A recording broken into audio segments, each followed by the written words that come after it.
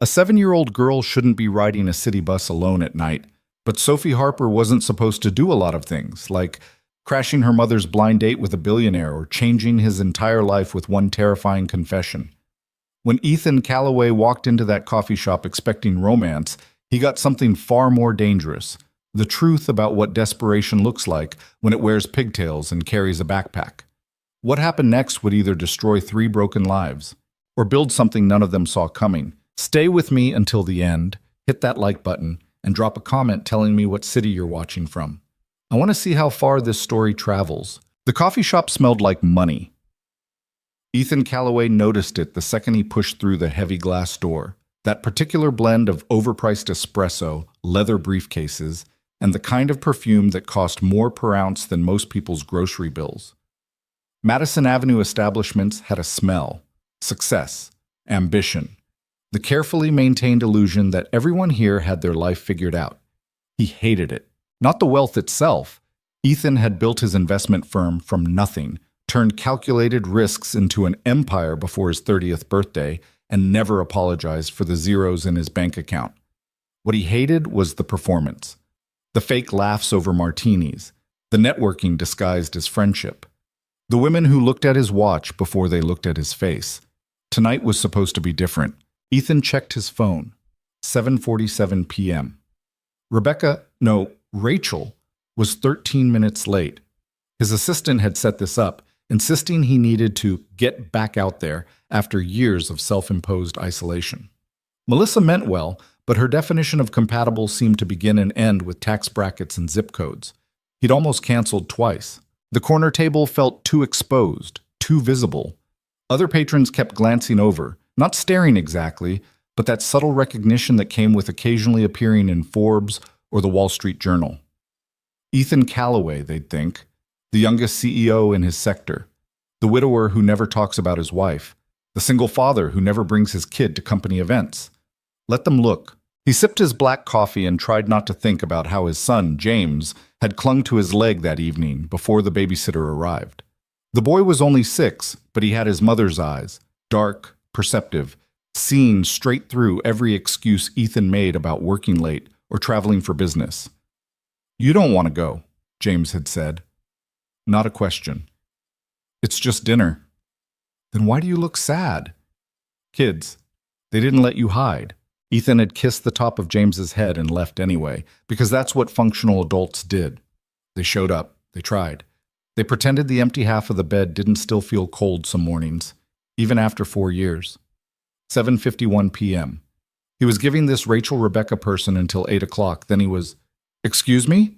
The voice was small, high-pitched, definitely not his date. Ethan looked up. A child stood next to his table. Not just any child, a tiny blonde girl, maybe 7 or 8 years old, wearing a purple backpack that looked too big for her narrow shoulders. Her coat was buttoned wrong, one side hanging lower than the other. Her sneakers had scuff marks. She was breathing hard, like she'd been running. "I think you have the wrong table," Ethan said, glancing around for parents. None appeared. "Are you lost?" "No." The girl's voice shook slightly. "Are you Ethan Calloway?" Every instinct in his body went on alert. "Who's asking?" The girl bit her lip. Her eyes, startlingly blue, anxious, darted toward the door, then back to him. "My mom was supposed to meet you. Mia Harper. But she got sick and she doesn't have your number. And I didn't want you to think she just didn't show up because she doesn't care about stuff like that. She always cares. But she's been working double shifts and she has a fever and—" "Wait." Ethan held up a hand, trying to process the rapid-fire explanation. "Your mother sent you here?" "No." The girl's face flushed. "She doesn't know I came." Oh, hell. Ethan set down his coffee cup very carefully, the way he did when a deal was going sideways and he needed to think fast. "Sit down." The girl hesitated. "Please," he added, softer. "Sit." She climbed into the chair across from him, the leather squeaking under her weight. The backpack stayed on. Her hands twisted together on the table, fingers pale and thin. "What's your name?" "Sophie." "Sophie Harper?" She nodded. "And your mom, Mia, she's sick right now?" Another nod. "She threw up this morning. Twice." But she still went to work because Mrs. Chen said if she missed another shift, she'd get fired. And we can't afford that because rent's already late. And Sophie stopped herself, seeming to realize she was sharing too much. She tried to get better. She really did. She wanted to meet you. Ethan's mind raced. Mia Harper. His assistant had given him exactly 3 details. 30 years old, works in hospitality, single mother. Melissa had described her as sweet and normal, which in retrospective translation probably meant not wealthy. He studied the child across from him. The 2 thin wrists, the coat that had seen better winters, the careful way she sat with her spine straight like she'd been taught that posture mattered even when everything else fell apart. Sophie, how did you get here? The bus? By yourself? I've done it before. Mom takes me on the bus all the time. Does she know you're here right now? The silence answered for her. Does anyone know where you are? Sophie's eyes dropped to the table. I left a note. A note. On the refrigerator. It says I went to meet you so you wouldn't be mad at her. Ethan felt something cold settle in his chest. Not anger exactly, but a sharp awareness of how badly this could have gone. A 7-year-old girl, alone on public transportation in Manhattan after dark, traveling to meet a stranger because she was worried about her mother's reputation. The bravery of it was stunning. The danger of it was terrifying. Your mom's going to be worried, he said quietly. I know. Sophie's voice cracked. But she was crying. Before I left. She was in the bathroom, and she thought I couldn't hear, but I could, and she was crying because she said she ruins everything, and she was probably going to ruin this too, and I just... The words caught in her throat. I didn't want you to think she ruins things. She doesn't. She tries really hard. Something in Ethan's carefully constructed armor cracked. He thought about James, about the way his son sometimes carried weights too heavy for small shoulders, about how kids absorbed their parents' stress like secondhand smoke, invisible but damaging, about how this girl had gotten on a bus alone because she couldn't stand watching her mother hurt. Okay, Ethan said. Here's what's going to happen. You're going to tell me your address, and I'm going to drive you home myself, right now. Sophie's eyes went wide. You don't have to. I know I don't have to, but I am. He pulled out his phone. What's your mom's number? We don't have a phone right now. It got shut off. Of course it did. Ethan stood, leaving cash on the table for coffee he'd barely touched. Come on! Sophie scrambled out of her chair, the backpack bouncing. Are you mad? Not at you. At my mom? Not at her either. He looked down at the small, worried face. I'm mad that you had to do this, that you felt like you had to fix something that isn't your job to fix. What do you mean? I mean you're 8. You're 8 years old. You should be worried about homework and cartoons, not whether some guy in a coffee shop thinks your mom ruins things. Ethan headed for the door, then paused when he realized Sophie wasn't following. What? You're really not mad? The question hit harder than it should have. How many times had this kid asked that? How many adults had made her feel responsible for their anger? I'm really not mad, Ethan said. But your mom's probably terrified, so let's get you home. The car was exactly what Sophie expected a billionaire's car to look like. Sleek, black, with seats that felt like butter and dashboard lights that glowed blue. She'd never been in a car this nice. Her mom's friend Tina had a Honda that smelled like French fries and had duct tape on one window. This was different. Everything was different. Sophie watched the city slide past her window. Buildings lit up like birthday cakes. People in fancy coats hurrying nowhere. Taxis honking at each other in that special New York way that meant both hello and get out of my way. She'd grown up in this city, but tonight it looked stranger somehow. Bigger. Where do you live? Ethan asked. Washington Heights, 187th Street. He nodded, punching it into the GPS. Sophie twisted the straps of her backpack.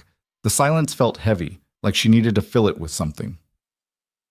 I'm sorry I messed up your date. You didn't mess anything up. But you were waiting for my mom. And now I'm meeting her anyway. Ethan glanced over. Just with a different introduction than I expected. She's really pretty, Sophie said quickly. She looks tired a lot, but that's just because she works all the time.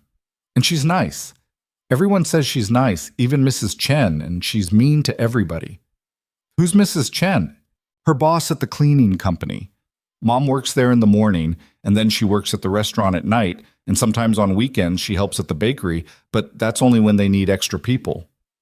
Sophie counted on her fingers. 3 jobs, but the bakery one doesn't count because it's not every week. Ethan's hands tightened on the steering wheel. 3 jobs. She says it's temporary, until things get better. Sophie had heard that phrase so many times it had lost meaning. Until things get better, until we catch up, until the hard part is over. Do you have any kids? One, a son, James, he's 6. Does he live with you? Yeah. Where's his mom? The question landed in the car like a stone in still water. Sophie saw Ethan's jaw tense, saw the way his eyes stayed fixed on the road, a little too carefully. Sorry, she said quickly. Mom says I ask too many questions. It's okay. His voice was quiet. She passed away 4 years ago. Oh. Sophie didn't know what else to say. That's sad. Yeah, it is. They drove in silence for a while. Sophie watched the neighborhoods change as they headed uptown. The buildings getting shorter, the lights getting dimmer, the streets getting louder. This was her New York. Not the one in movies or postcards. The real one, where laundromats stayed open until midnight and bodegas knew everybody's name. Turn left here, she said. Ethan followed her directions until they pulled up in front of a narrow apartment building that had probably been nice in the 1970s. Now it was just surviving. Cracked concrete steps, a front door that didn't quite close right, windows patched with plastic against the winter cold. Sophie unbuckled her seatbelt but didn't move to get out. Thank you for driving me, she said. You didn't have to. Sophie, look at me. She did. Don't ever do that again, Ethan said. Don't get on a bus alone. Don't go across the city by yourself. I don't care what the reason is, it's not safe. I've taken the bus before. Not at night, not alone, not to meet strangers. His voice was firm but not angry. Your mom needs you alive and safe. That's more important than protecting her from some guy standing her up. You understand? Sophie nodded, throat tight. Good. Ethan opened his door. Now let's go explain to your mom why her daughter just gave her the scare of a lifetime. Yuzzy. The building was worse inside than out. Ethan followed Sophie up 3 flights of narrow stairs, the banister wobbling under his hand, the smell of cooking and old carpet thick in the stairwell. Somewhere a baby was crying. Somewhere else a TV blared game show applause. Sophie stopped at apartment 3F. The door was covered in stickers, unicorns, rainbows, stars, a handwritten sign that said Sophie's room with backward letters. She pulled a key from her backpack. Mom? She called, pushing inside. I'm home. The apartment was exactly what Ethan expected and somehow worse for its familiarity. Tiny, maybe 500 square feet total, a kitchenette with 2 burners and a mini fridge, a couch that folded out into a bed, a card table for dining. Everything clean but worn, held together with effort and hope. Children's drawings covered every available wall space, crayon masterpieces, watercolor experiments, a construction paper family, 2 stick figures holding hands under a smiling sun. Sophie? Oh, thank God. A woman appeared from what must have been the bathroom, and Ethan's first thought was that Sophie had been right. Her mother was pretty. His second thought was that she looked like hell. Mia Harper was blonde like her daughter, her hair pulled back in a messy ponytail, her face flushed with fever. She wore sweats and an oversized t-shirt, no makeup, and her eyes were red-rimmed from crying or illness or both. When she saw Sophie, relief crashed across her face so hard it was almost physical. Where were you? Mia dropped to her knees, pulling Sophie into a fierce hug. I found your note and I didn't know. Her voice broke. You can't do that. You can't just leave. What if something happened? What if... I'm okay, Sophie whispered. I'm sorry. Sorry doesn't... Mia stopped mid-sentence, her gaze finally landing on Ethan standing awkwardly in her doorway. The recognition was instant. Her face went from flush to pale in seconds. Oh no, oh God, you came here. I am so sorry. Please don't apologize, Ethan said. I was supposed to meet you and I got sick and everything fell apart and then Sophie was gone and I thought... Mia pressed a hand to her forehead, swaying slightly. I'm sorry, I'm really sorry. This is not how this was supposed to go. Mom, sit down, Sophie said, worried. You look really white. I'm fine. You're not fine. Ethan stepped inside without invitation, closing the door behind him. When's the last time you ate anything? Mia blinked at him, confused by the question. I don't… What? Food. When? I had crackers this morning. Crackers. Ethan looked at his watch, nearly 9 p.m. Anything else? I wasn't hungry. That's not what I asked. Mia swayed again, and Ethan moved on instinct, crossing the small space in 2 strides, catching her elbow as her knees buckled. She was light, too light. He could feel the sharpness of her bones through the thin t-shirt. Okay, he said. You're sitting down. I don't need… Not a debate. He guided her to the couch, and she sank into it without further protest. Up close, he could see the dark circles under her eyes, the way her hands trembled slightly, the exhaustion carved into every line of her body. This wasn't just flu. This was someone running on empty for so long they'd forgotten what full felt like. Sophie, Ethan said, where's your kitchen stuff? The kitchen? Smart answer. He found himself almost smiling. Where does your mom keep soup? We don't have soup. Pasta? Yeah, in the cabinet by the fridge. Ethan shrugged off his coat, charcoal wool, probably worth more than a month's rent in this building, and draped it over a chair. He rolled up his sleeves. The kitchen was barely functional, but he'd worked with less. Well, no, he hadn't, but he could figure it out. What are you doing? Mia asked weakly from the couch. Making dinner. You don't have to be… I know. I can't let you… You're not letting me do anything. I'm doing it. Ethan found a pot, filled it with water, set it on the stove. You have butter? In the fridge. Garlic? No. Salt? Yes. Then we're making pasta. He looked over at her. When's the last time you slept? Mia laughed, but it came out more like a cough. I don't remember. That's what I thought. Sophie hovered near the couch, uncertainty written all over her small face. Should I do something? Yeah, Ethan said. Keep your mom company. Make sure she doesn't try to get up and be helpful. I'm not an invalid, Mia protested. You're sick. There's a difference. He worked in silence, letting muscle memory guide him through the familiar motions. Boil water, add salt, cook pasta, drain, butter.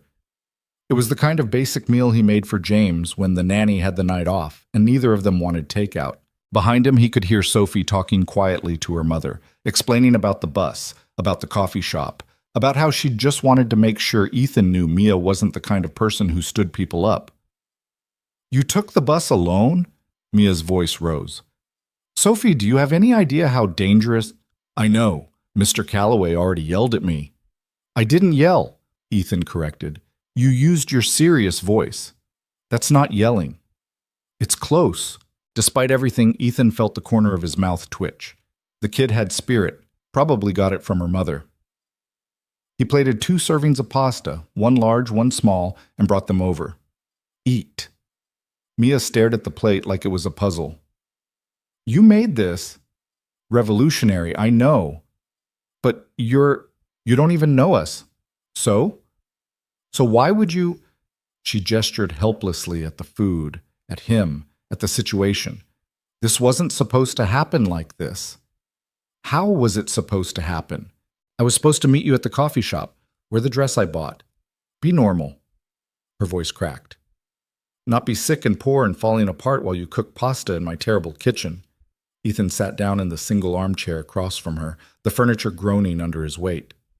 For what it's worth, I think you're being pretty hard on yourself. You think this is normal? I think normal is overrated. He nodded at the plate. Eat before it gets cold. Mia picked up the fork, her hands shaking slightly. She took a small bite, then another. Color slowly returned to her face. Sophie ate with the efficiency of a kid who'd learned not to waste food. Ethan just watched. The apartment was quiet except for the sound of forks on plates and the distant noise of the city outside. It should have been awkward. A billionaire sitting in a rundown apartment with a woman he'd never met and her daughter who'd hijacked his evening. It should have felt wrong. Instead, it felt almost… Why are you really here? Mia asked suddenly. Ethan met her eyes. What do you mean? I mean, you could have just dropped Sophie off and left. You didn't have to come inside. You definitely didn't have to cook. She set down her fork. So why are you still here? It was a fair question. Ethan thought about the empty penthouse waiting for him across town. About James, probably asleep by now, dreaming whatever 6-year-olds dreamed. About the string of failed dates and forced smiles and women who laughed at his jokes because of his bank account. Honestly, he said, I don't know. That's not an answer. It's the only one I have. He leaned forward, elbows on his knees. Your daughter got on a bus alone to protect you from a stranger's judgment. You work 3 jobs to keep a roof over her head. You apologized to me before you even asked if she was okay when I brought her home. He paused. I've met a lot of people, Mia. Most of them aren't worth knowing. But you two? He glanced at Sophie, then back to Mia. I think maybe you are. The words hung in the small apartment. Mia's eyes filled with tears, and she looked away quickly, embarrassed. I'm sorry. I'm a mess right now. You're sick. I'm always sick, or tired, or behind on something. She laughed, but it sounded broken. You should probably leave before you realize what a disaster this is. Is that what you want? What I want doesn't matter. It does to me. The simple statement seemed to knock something loose in her. Mia covered her face with her hands, shoulders shaking. Sophie immediately moved to her mother's side, small arms wrapping around her. It's okay, Mom, Sophie whispered. He's nice. It's okay. Ethan felt like an intruder witnessing something private, the moment when someone's carefully constructed strength finally crumbled. He should leave, give them space. This wasn't his life or his problem, but he didn't move. Instead, he waited. Eventually, Mia lowered her hands. Her face was blotchy, her eyes swollen, her nose red. She looked nothing like the polished women he usually encountered at charity galas and business dinners. She looked real. I'm sorry, she said again. Stop apologizing. I don't know what else to do. Start by finishing your dinner, then get some sleep. Ethan stood. I'll come back tomorrow. You don't have to. I know I don't have to. I want to. He grabbed his coat. What time do you work? I called in sick. Good. Then I'll bring lunch. Around noon. Mia stared at him. Why? Because your daughter crossed the city to explain why you couldn't make dinner. The least I can do is make sure we actually have one. He looked at Sophie. And you, no more solo adventures. Yes, sir. I'm serious. I know. Ethan moved toward the door, then stopped. Mia? Yeah? Your daughter's brave, smart, kind. He met her exhausted eyes. That doesn't happen by accident. You're doing something right. He left before she could cry again. The drive back to his penthouse took 40 minutes through light traffic. Ethan's mind replayed the evening in fragmented scenes. Sophie's nervous confession in the coffee shop, the dangerous bus ride she'd taken alone. Mia's face when she'd realized her daughter was safe. 3 jobs. No phone. Rent already late. The numbers didn't add up. Couldn't add up. Working that hard should equal stability, security, survival at minimum. But the economy didn't care about effort. The city didn't care about fairness. You could do everything right and still drown. Ethan pulled into his building's underground garage, the LED lights reflecting off polished concrete. His parking spot cost more per month than Mia probably paid in rent. The unfairness of it settled heavy in his chest. Inside his apartment, everything was exactly as he'd left it. Clean, organized, expensive, empty. The babysitter had gone home. James was asleep in his room, nightlight glowing. Ethan stood in the doorway watching his son breathe, thinking about another child in another borough who'd been brave enough to fix something that wasn't hers to fix. His phone buzzed. Melissa, his assistant. How'd the date go? Ethan typed back. Complicated. Good complicated or bad complicated? He thought about Mia's tiny apartment, Sophie's backward letter sign on the door. The way butter pasta had somehow felt more intimate than any 5-star meal he'd eaten in the last year. I'm not sure yet, he replied. Then he deleted it and wrote instead, I'm seeing her again tomorrow. Melissa sent back 3 exclamation points and a wedding emoji. Ethan shook his head, pocketed his phone, and went to bed. But sleep didn't come easy. He kept thinking about a woman who apologized for being sick, a girl who took buses alone, and the strange pull he'd felt standing in that cramped apartment. Like maybe he'd found something he hadn't even known he was looking for. Big. Across the city, in apartment 3F, Mia Harper lay awake on her fold-out couch. Sophie was asleep in the twin bed they shared, curled up under donated blankets, her breathing soft and even. The apartment was quiet except for the radiator's occasional clank and the muffled sounds of neighbors living their own difficult lives. Mia stared at the ceiling and tried to make sense of the last 3 hours. Ethan Calloway had been in her apartment, not just in her building or her neighborhood, but inside her actual apartment, cooking in her terrible kitchen, looking at her embarrassing furniture, seeing exactly how close to the edge she lived every single day. And he'd said he was coming back. It didn't make sense. Men like Ethan didn't date women like her. They married people from their same world, educated, polished, financially stable people who knew which fork to use at fancy dinners and didn't have to check price tags at the grocery store. Mia was none of those things. She was a high school dropout who'd gotten pregnant at 22 by a man who'd disappeared before Sophie's first birthday. She cleaned office buildings before dawn and served drinks until midnight, and sometimes picked up weekend shifts at a bakery just to make sure her daughter had new shoes when she needed them. She was tired all the time, broke all the time, terrified all the time that one bad month, one unexpected bill, one missed shift would be the thing that finally broke them. But tonight, for 3 hours, a stranger had looked at her life and hadn't run. He'd stayed. Mia pressed her hands to her face, feeling the fever still burning behind her eyes. She should sleep, should let her body rest, should stop thinking about dark eyes and rolled up sleeves and the way Ethan had told her daughter she was brave. Tomorrow he'd realize this was a mistake. Tomorrow he'd send some polite texts canceling lunch. Tomorrow everything would go back to the way it was, hard, lonely, barely surviving.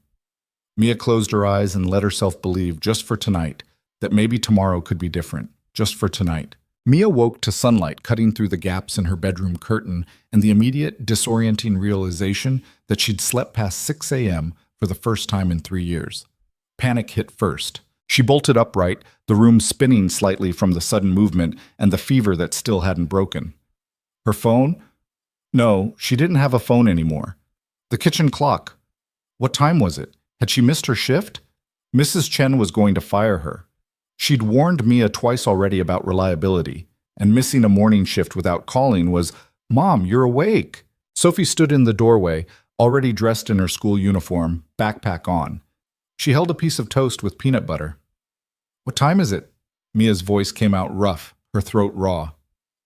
8:30. 8? Mia threw off the blanket. "Why didn't you wake me up? I have to get to work. I need to—" "You called in sick yesterday, remember?" Sophie took a bite of toast. "You said you weren't going in today." The memory surfaced slowly through the fog. Right. She'd called in. Before everything with Sophie and the bus, and Ethan Calloway showing up at her door like something out of a fever dream. Ethan, who'd said he was coming back at noon. "You should eat something," Sophie said, sounding too much like a parent for an 8-year-old. "There's more bread, and I didn't use all the peanut butter." Mia pressed her hands to her face. Her skin still felt too hot, her head heavy and stuffed with cotton. "Baby, you need to get to school."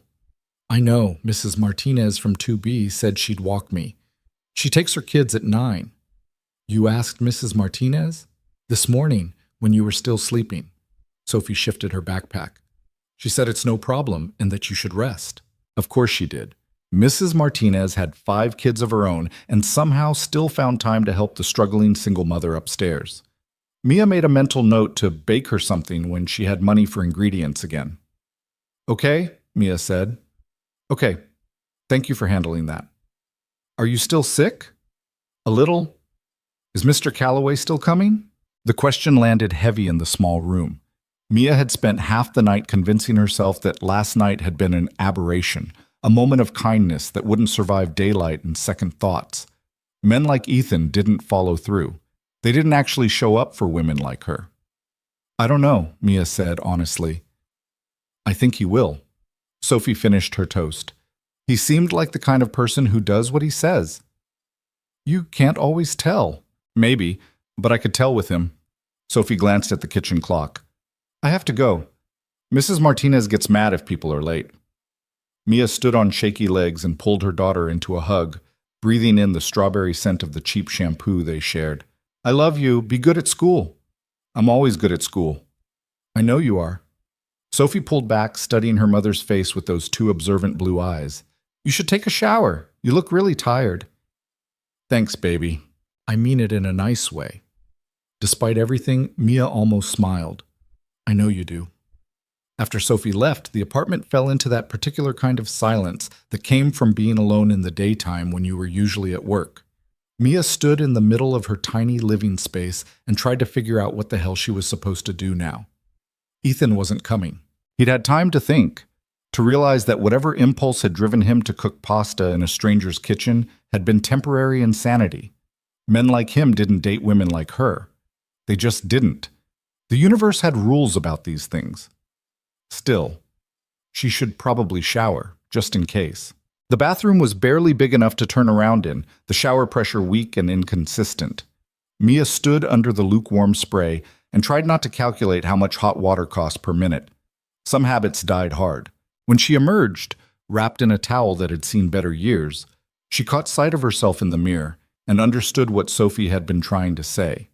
She looked exhausted, sick, yes, but also just worn down in a way that went deeper than flu. Dark circles, pale skin, cheekbones too sharp from skipping too many meals. This was not what billionaires dated. Mia dried off and pulled on clean clothes, jeans that were starting to get loose, a sweater with a small hole near the hem that she kept meaning to fix. She didn't have the dress she'd bought for last night's date. That was still hanging in the closet, tags on, waiting to be returned for the refund. The apartment was clean, at least. She'd scrubbed it yesterday before the fever got bad, determined that if Ethan Calloway was going to meet her, he'd at least see that she kept a tidy home. Now she moved through it restlessly, straightening things that didn't need straightening, fluffing pillows on the couch, picking up Sophie's crayons from the card table. 11:45, he wasn't coming. 11:50, definitely not coming. 11:58. The knock on the door made her jump. Mia's heart did something complicated in her chest. A flip, a stutter, a dangerous little skip. She crossed to the door, hand on the knob, and made herself count to 3 before opening it. Ethan Calloway stood in her hallway holding 2 bags from a restaurant she'd walked past 100 times but never been inside. Hi, he said. You came. I said I would. He looked different in daylight, or maybe just different outside the context of her panic last night. Still wearing expensive clothes, dark jeans, a gray Henley, leather jacket, but somehow less intimidating. His hair was slightly messy, like he'd been running his hands through it. There were tired lines around his eyes. Can I come in? He asked. Oh, yes, sorry. Mia stepped back, suddenly aware of how small her apartment must look to him. How shabby. I wasn't sure you'd actually show up. Why not? Because people usually don't. The honesty seemed to catch him off guard. He set the bags on her card table, then turned to face her fully. People have let you down a lot, haven't they? That's not... I didn't mean it like that. How did you mean it? Mia wrapped her arms around herself. I just meant that it's okay if you changed your mind. I wouldn't blame you. Last night was... a lot. It was, Ethan agreed. But I didn't change my mind. Why not? Because I wanted to see you again. He said it simply, like it was the most obvious thing in the world. How are you feeling? Better? A little? It was only half a lie. The fever had broken sometime in the night, leaving her wrung out but functional. What did you bring? Lunch. I wasn't sure what you liked, so I got options. He started unpacking containers, soup, sandwiches, salad, fruit, way too much food for 2 people. There's also ginger tea. My assistant swears by it when she's sick. Mia stared at the spread. The smell alone was making her stomach wake up and remember hunger. This is too much. Then we'll have leftovers. Ethan. Sit down, Mia.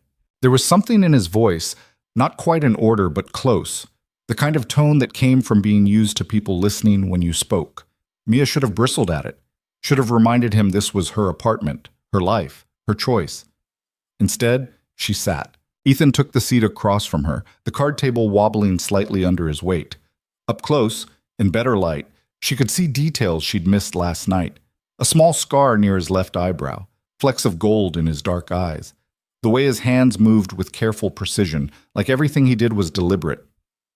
"Eat," he said, pushing a container toward her. "You're very bossy."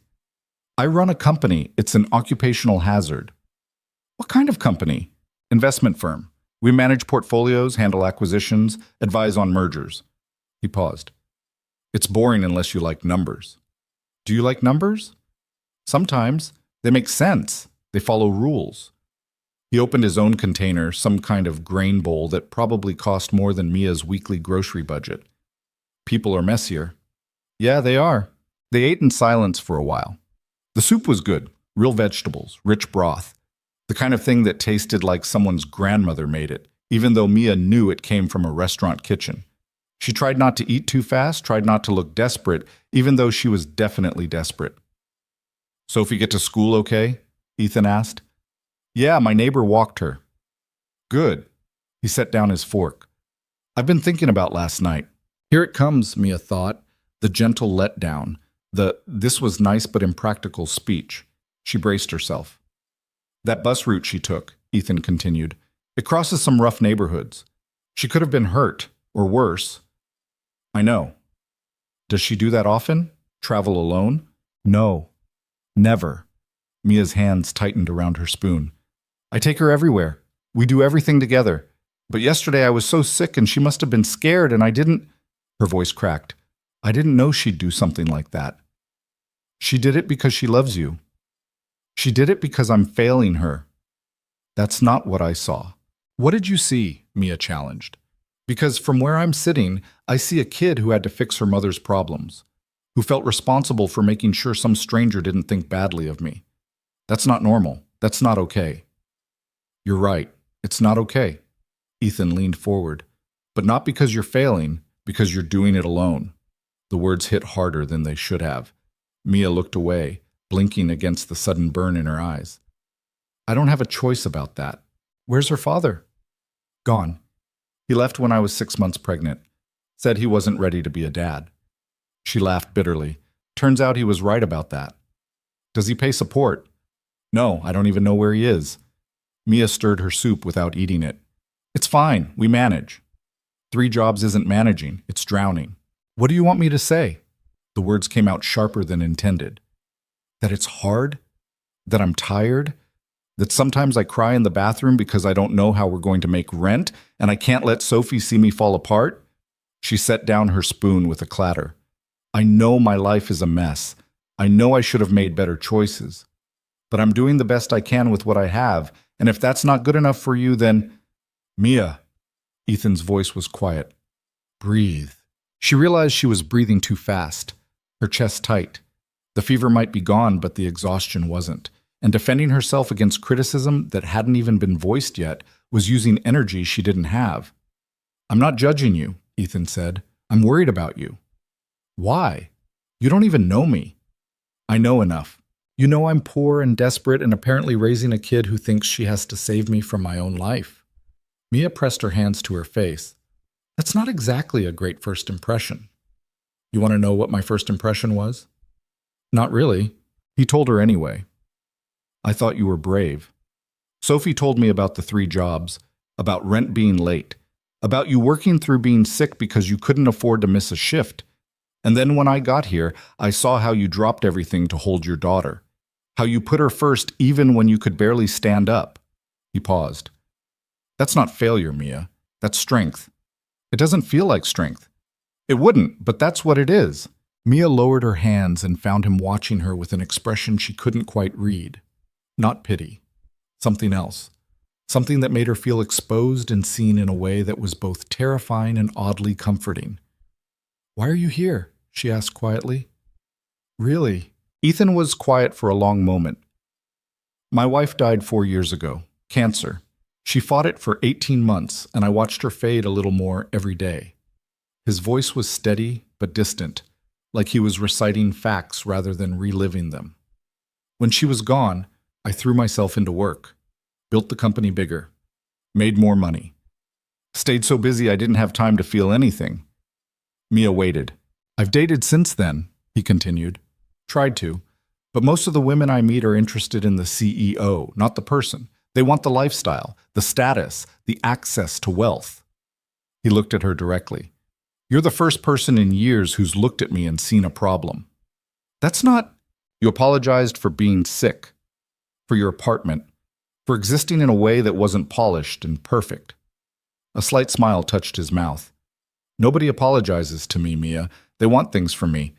But you just wanted me to leave so I wouldn't see how hard your life is. I'm still not seeing why that's a good thing. Because it's real. He said it simply. And I haven't had real in a very long time. The confession sat between them like something fragile. Mia didn't know what to say. Didn't know how to process that a billionaire CEO was sitting at her terrible card table telling her that her poverty and exhaustion were somehow appealing because they were honest. I should tell you something, she said finally. Okay. I'm not looking for someone to save me. The words came out firmer than she felt. I know how this looks. Single mom, broke, struggling, but I'm not trying to trap some rich guy into fixing my problems. I didn't think you were. A lot of people would. I'm not a lot of people. No, Mia agreed. You're not. They finished eating in a silence that felt less awkward than it should have. Ethan asked about her jobs, where she worked, what her hours were like, whether Mrs. Chen was as mean as Sophie had suggested. Mia found herself talking more than she'd intended, describing the office building she cleaned before dawn, the restaurant where she served drinks to people who didn't see her, the occasional bakery shifts that smelled like heaven and paid like hell. What would you do? Ethan asked. If money wasn't an issue, what would you want to do? The question caught her off guard. I don't know. I haven't thought about it in years. Think about it now. Mia set down her fork and actually considered it. What would she do? The question felt almost alien. Her whole adult life had been about survival, about what she had to do rather than what she wanted to do. I liked school, she said slowly, before I dropped out. I was good at English, writing essays, analyzing books. She felt foolish saying it out loud. I thought maybe I'd be a teacher someday. Help kids who felt lost, give them the kind of attention I never got. Why'd you drop out? Got pregnant. My mom kicked me out. Sophie's dad left. I needed money more than I needed a diploma. She shrugged.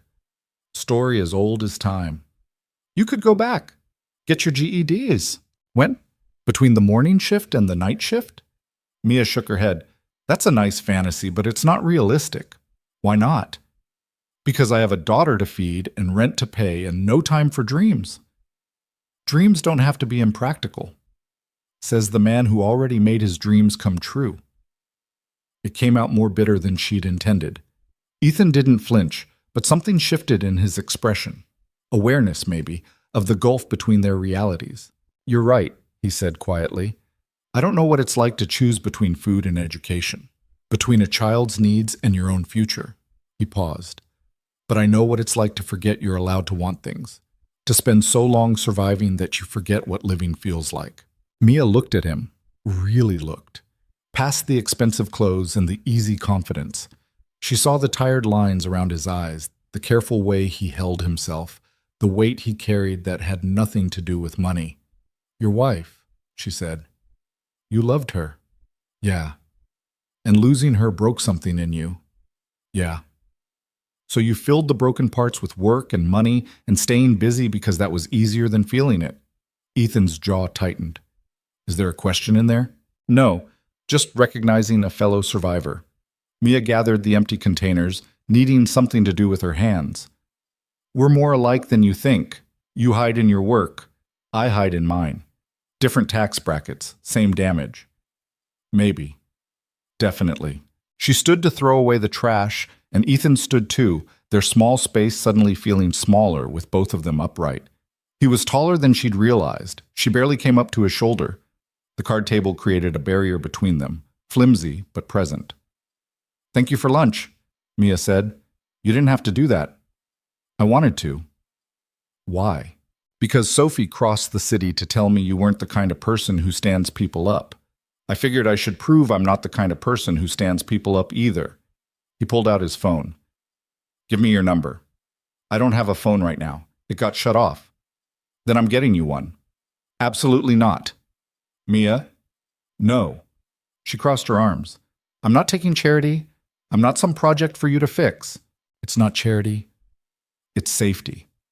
His voice was firm. Your daughter took a bus alone because she couldn't call me. What if there's an emergency? What if Sophie needs you and can't reach you? I've managed without a phone before. That's not the same as it being a good idea. They stared at each other across the card table, wills clashing in the small apartment. Mia could see the stubbornness in Ethan's jaw, the determination that probably made him very good at business and very annoying in arguments. This is who you are, isn't it? She said. You see a problem and you fix it. Usually. What if I don't want to be fixed? Then tell me what you do want. The question stopped her cold. What did she want? The real answer was complicated and terrifying and involved standing way too close to a man she barely knew, while her heart did stupid things in her chest. I want to not feel like a charity case, she said instead. You're not. I want to handle my own problems. You can. I want you to stop looking at me like I'm something fragile that might break. I don't think you're fragile. I think you're exhausted. Ethan took a step closer, the table still between them. There's a difference. Is there? Yeah. Fragile things shatter under pressure. You've been under pressure for 8 years and you're still standing. That's not fragile. That's steel. Mia's throat tightened. Nobody had ever called her steel before. Tired, yes. Struggling, definitely. Poor, broken, behind, drowning. She'd heard all of those. But steel? I don't feel like steel, she whispered. Nobody ever does. The moment stretched between them, heavy with things unsaid. Mia was suddenly aware of how close they were standing, how the apartment felt warmer than it had a minute ago, how Ethan was looking at her like she was a puzzle he actually wanted to solve. This was dangerous. This was exactly the kind of hope that got crushed under the weight of reality. But she didn't step back. Okay, Mia said finally. You can get me a phone, but just a basic one. No fancy upgrades. Deal. And I'm paying you back. Mia, I mean it. I don't care if it takes me a year. I pay my own way. Something that might have been respect flickered across his face. Okay, you can pay me back. Thank you. You're welcome. They stood there in continued silence, and Mia realized she didn't want him to leave yet, which was stupid. He had a company to run, a son to parent, an entire life that didn't involve standing in a tiny apartment in Washington Heights. But she didn't want him to go. I should probably let you rest, Ethan said, reading her mind or just reading the room. You're still recovering. I'm fine. You're lying. Maybe a little. She managed a small smile. But it's a well-intentioned lie. Those are the worst kind. He grabbed his jacket from the chair. Can I see you again? Actually see you, not just rescue you from soup-related emergencies. I work nights this week. When are you free? Mia tried to think. Her schedule was a patchwork of overlapping shifts and stolen hours. Sunday afternoon. I have a few hours between the morning cleaning shift and when Sophie needs to be picked up from her friend's house. Sunday works. I'll pick you up at 2. For what? Does it matter? Yes. Ethan smiled, and it transformed his face from handsome to something that made Mia's pulse skip. Wear comfortable shoes, and bring Sophie if you want. My son could use more friends his age. You don't have to include her. I want to. She's part of your life, which means if I'm going to be in your life, I'm in hers too. He said it like it was simple, obvious, no negotiation needed. Mia didn't trust her voice, so she just nodded. Ethan moved toward the door, then paused with his hand on the knob. Mia? Yeah? Thank you for letting me in. I know it wasn't easy. How do you know that? Because nothing about your life is easy, he said quietly. But you're still doing it anyway. Then he was gone, the door clicking shut behind him, leaving Mia alone in an apartment that suddenly felt too quiet and too full all at once. She sank onto the couch and pressed her hands to her face, trying to process what had just happened. Ethan Calloway had shown up with lunch, had sat at her table and eaten soup and asked about her dreams like they mattered, had gotten her to admit things she never admitted to anyone, and he was coming back on Sunday. This was insane. This was going to end badly. This was probably the best thing that had happened to her in 8 years. Mia's phone? No, she didn't have a phone. But if she did, she'd call her friend Tina and explain the entire bizarre situation. Tina would tell her she was crazy for even considering this, that men like Ethan didn't date women like Mia, that this was some kind of fantasy that would implode the second reality set in. Tina would be right, but Mia didn't call Tina. Instead, she cleaned up the lunch containers, tucked the leftovers in her tiny fridge, and let herself imagine, just for a moment, what Sunday might look like. Outside her window, the city moved on like it always did. Buses running their routes, people rushing to jobs that barely paid enough, lives being lived in the margins where nobody with money ever looked. But for the first time in a long time, Mia felt like maybe someone was looking. And maybe that wasn't the worst thing in the world. Sunday arrived with the kind of October weather that made New York feel almost manageable, cool but not cold, the sky clear enough to pretend the city wasn't slowly suffocating under its own exhaust fumes.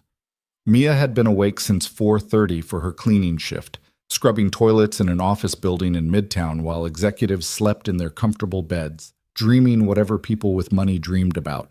Now it was 1:45 and she was standing in her tiny bathroom, staring at her reflection and trying to figure out what the hell you wore to whatever this was. A date. It was a date, except Sophie was coming, which made it not a date. Or maybe a family date? Was that a thing? Mia didn't know the rules anymore. She'd been out of the dating world for 8 years, and even before that, her experience had been limited to Derek, Sophie's father, who thought romance meant splitting a six-pack in his car before they fumbled through sex in the back seat. This was different. This was Ethan Calloway, who owned suits that cost more than her yearly income and probably had a whole closet full of comfortable shoes to choose from. Mia settled on jeans that weren't falling apart and a sweater that didn't have holes. Her nicest sneakers. Minimal makeup because she didn't own much anyway and wasn't about to pretend otherwise. She pulled her hair back in a ponytail, then let it down, then pulled it back again. "You look pretty," Sophie said from the doorway. Mia jumped. "How long have you been standing there?" "A few minutes. You keep changing your hair." "I can't decide." "Down is better. It makes you look less tired." Sophie tilted her head, studying her mother with the brutal honesty only kids could manage. "Are you nervous?" "A little." "Because of Mr. Calloway?" "Because I don't know what I'm doing." Mia turned from the mirror to face her daughter. "This is weird, right? This whole thing is weird." "I think it's nice." "Nice how?" "Like maybe something good is happening." Sophie shrugged, her backpack already on, even though they weren't leaving for another 10 minutes. "You smile more when you talk about him." "I do not." "You do, and you checked the clock like 50 times this morning."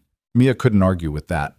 She had been watching the clock, counting down minutes like a teenager instead of a 30-year-old mother who should have had more dignity. But there was something about Ethan that made her feel unsteady in a way that was terrifying and exhilarating in equal measure. He'd texted her twice since getting her the phone on Wednesday, just checking in, nothing demanding or weird. The phone itself was nicer than he'd promised, which annoyed her on principle even as she appreciated the way it actually held a charge and didn't freeze every 5 minutes. The first text had come Thursday morning. "How are you feeling?" She'd stared at it for a full minute before responding. "Better. Thank you again for lunch." His reply had been immediate. "Stop thanking me and eat something today." The second text came Friday night while she was serving drinks to finance bros who couldn't tip worth a damn. "Still on for Sunday?" Yes, she'd written back during her break, fingers moving quickly before she could overthink it. Sophie's excited. "Good. Me too." 2 words that had kept her awake half the night, analyzing them for hidden meaning like some kind of romantic code breaker. Now it was Sunday, and he'd be here in 10 minutes, and Mia was absolutely going to throw up from nerves. "Mom, you're breathing weird again," Sophie observed. "I'm fine." "You're not fine. You look like you looked before my parent-teacher conference when you thought Mrs. Peterson was going to say I was failing." "You weren't failing." "I know, but you were still scared." Sophie moved closer, her small hand finding Mia's. "It's okay to be scared. Mr. Calloway seems nice, though, and his son is probably nice, too." "You don't know that." "I can guess. Kids are usually like their parents." The observation was both sweet and devastating. Mia squeezed her daughter's hand and tried not to think about what that meant. That Sophie was like her, which meant Sophie had learned anxiety and worry and the constant fear that everything was about to fall apart. Not for the first time, Mia wished she could give her daughter a different life. A better one. The kind where kids got to just be kids instead of tiny adults carrying weights that weren't theirs to carry. The knock on the door came at exactly 2 o'clock. Mia's heart did that stupid skip thing again. She glanced at Sophie, who grinned and gave her a thumbs up, then crossed to the door and opened it. Ethan stood in the hallway with a small boy half hiding behind his leg. He looked good, too good. Jeans and a dark blue Henley, leather jacket, the kind of casual that probably required effort, but looked effortless. His hair was slightly messy in a way that seemed intentional. He smiled when he saw her, and Mia felt something warm unfold in her chest. "Hi," he said. "Hi. You look nice. I look tired." Those aren't mutually exclusive. His attention shifted to the small figure behind him. "James, come say hello." The boy stepped out slowly. He was smaller than Sophie, with dark hair and darker eyes, his father's eyes, and the kind of careful expression that came from being shy or scared or both. He wore a dinosaur t-shirt and light-up sneakers. "Hi," James said quietly. "Hi," Mia replied, crouching down to his level. "I'm Mia. This is Sophie." Sophie waved. "Do you like dinosaurs?" James nodded. "What's your favorite?" "Velociraptor." His voice was barely above a whisper. "That's a good one. Mine's the Brontosaurus because they're really big, but they only eat plants so they're not scary." "Brontosaurus isn't the real name," James said, then immediately looked worried, like he'd said something wrong. "I mean, it used to be, but now it's Apatosaurus because scientists changed it. And I'm sorry I didn't mean to correct you." "That's okay," Sophie interrupted cheerfully. "I didn't know that. You're really smart." James's face flushed, but he smiled a little. Mia stood back up, meeting Ethan's eyes. He was watching his son with an expression that made her chest ache. Pride and worry and fierce protectiveness all mixed together. "Should we get going?" Ethan asked. "Where are we going exactly?" "Central Park. There's a playground James likes, and I figured the kids could run around while we try to have an actual conversation." "That sounds good." They headed downstairs, the kids trailing behind them chattering about dinosaurs. The conversation was mostly Sophie talking and James offering one-word responses, but he seemed to be relaxing slightly. "He's shy," Ethan said quietly as they reached the street. "Takes him a while to warm up to people." "Sophie's the opposite. She'll talk to anyone." "I noticed." His car was parked at a hydrant, because of course it was, with one of those special permits that meant parking enforcement ignored it. Mia slid into the passenger seat while the kids climbed in back, Sophie still chattering about different dinosaur species like she was suddenly an expert. The drive to Central Park took 30 minutes through Sunday traffic. Mia watched the city change through the window, her neighborhood fading into nicer ones, the buildings getting taller and cleaner, the people on the sidewalks looking more polished. This was the New York that tourists saw, the one in movies and postcards. Mia had lived here her whole life and still felt like a visitor in this version of the city. Ethan found parking, actual legal parking, and they walked into the park together. It was crowded with families, joggers, tourists taking photos. The trees were starting to turn, leaves shifting from green to gold and rust. Sophie grabbed James's hand and pulled him toward the playground before either parent could object. "Is that okay?" Mia asked, watching them go. "Yeah, I can see them from here." Ethan gestured toward a bench with a clear view of the playground.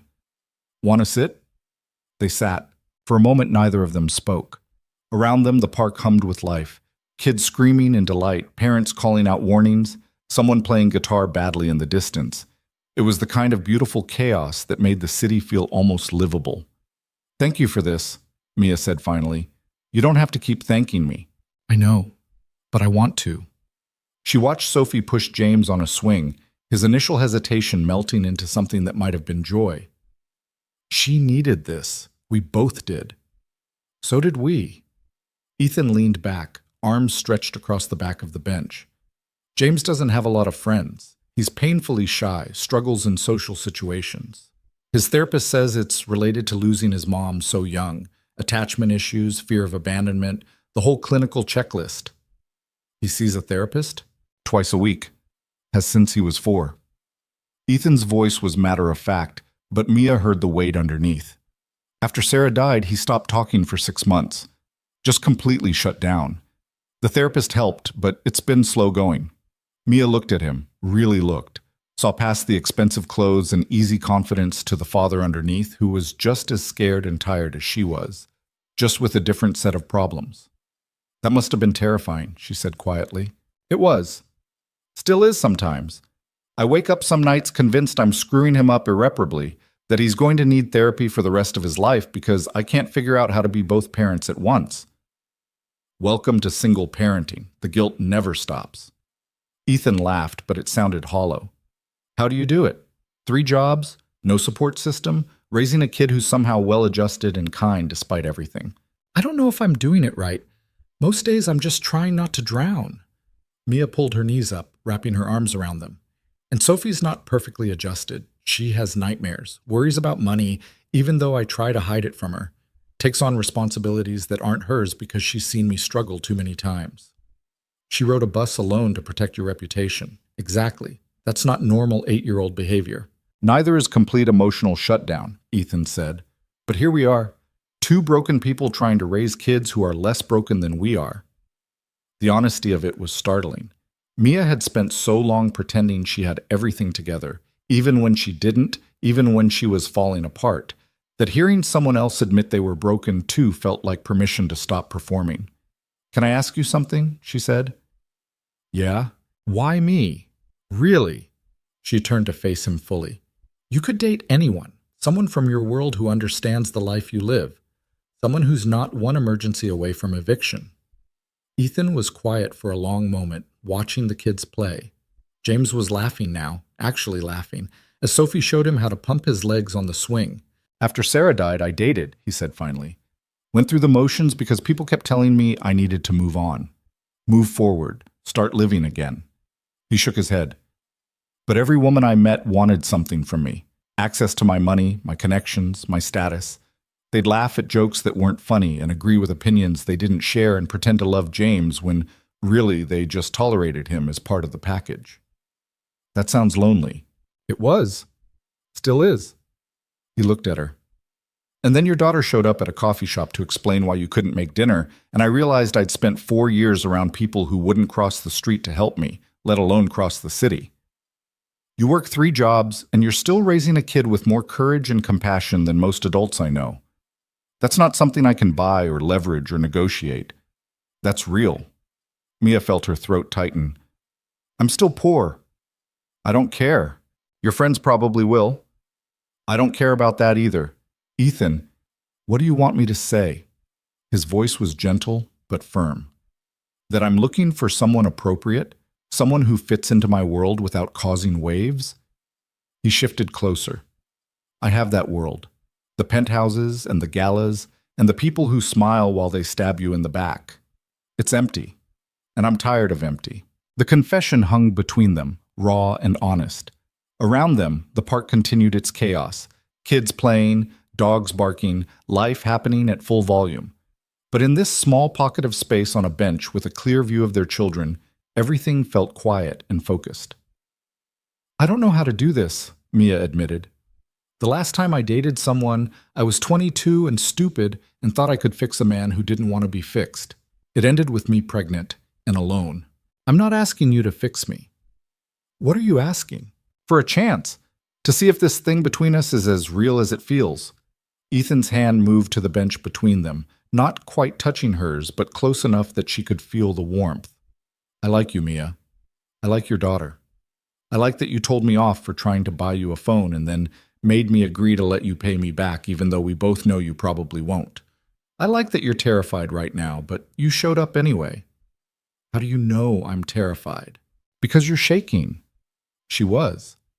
Mia looked down at her hands and found them trembling slightly, not from cold or sickness, but from the sheer vulnerability of this moment. I'm scared this is going to fall apart, she whispered, that you're going to realize I'm too much work or too broken or too poor. That Sophie will get attached and then you'll leave and I'll have to explain to my 8-year-old daughter why another man decided we weren't worth staying for. I can't promise I won't screw this up, Ethan said. I'm good at business and mediocre at everything else. I work too much, and I'm not great at talking about feelings, and James's therapist has gently suggested I could use some therapy of my own. That's not a great sales pitch. I'm not selling anything. I'm just being honest. He finally closed the distance, his hand covering hers on the bench. His skin was warm, his grip steady. I don't know where this goes, but I'd like to find out, if you're willing. Mia looked at their hands, his larger, rougher from whatever wealthy people did with their hands, covering hers, which were smaller and marked with small scars from years of cleaning and serving and surviving. They shouldn't have fit together, but somehow they did. Okay, she said quietly. Okay, let's find out. She met his eyes. But if this goes sideways, if you decide this is too complicated or too much, you tell me straight. You don't just disappear. You don't ghost. You treat me like an adult who can handle the truth. Deal. And Sophie comes first. Always. If being with me means being in her life, you need to understand that she's not optional or negotiable. I wouldn't want her to be. And I pay for my own things. I'm not looking for a sugar daddy or a rescue. Noted. And Mia, Ethan squeezed her hand gently. I hear you. I understand. Can we just sit here for a minute before you lawyer up all our potential problems? Despite everything, she almost smiled. Sorry, force of habit. Don't apologize. I like that you're cautious. Shows good judgment. He tilted his head toward the playground. Look, Sophie and James were building something in the sandbox. A castle, maybe. Or possibly a dinosaur habitat, given James's interests. They were working together, Sophie directing and James following along, both of them covered in sand and looking happier than Mia had seen either of them in a while. They're good together, Ethan observed. Yeah, they are. Maybe we could be too. The suggestion was tentative, hopeful, carrying more weight than the words alone implied. Mia turned back to him and found him watching her with an expression that made her chest do complicated things. Maybe, she agreed. They sat there holding hands while their kids played, and for the first time in 8 years, Mia let herself imagine a future that didn't involve just surviving. Maybe thriving was possible. Maybe happiness wasn't just for other people. Maybe a broke single mother and a lonely billionaire could find something real in the middle of their respective damage. Maybe. The maybe was terrifying and beautiful, and Mia held on to it with both hands. An hour later, they were eating hot dogs from a park vendor, Ethan's treat despite Mia's protests, while the kids chased pigeons with the kind of enthusiasm only children could manage for something so pointless.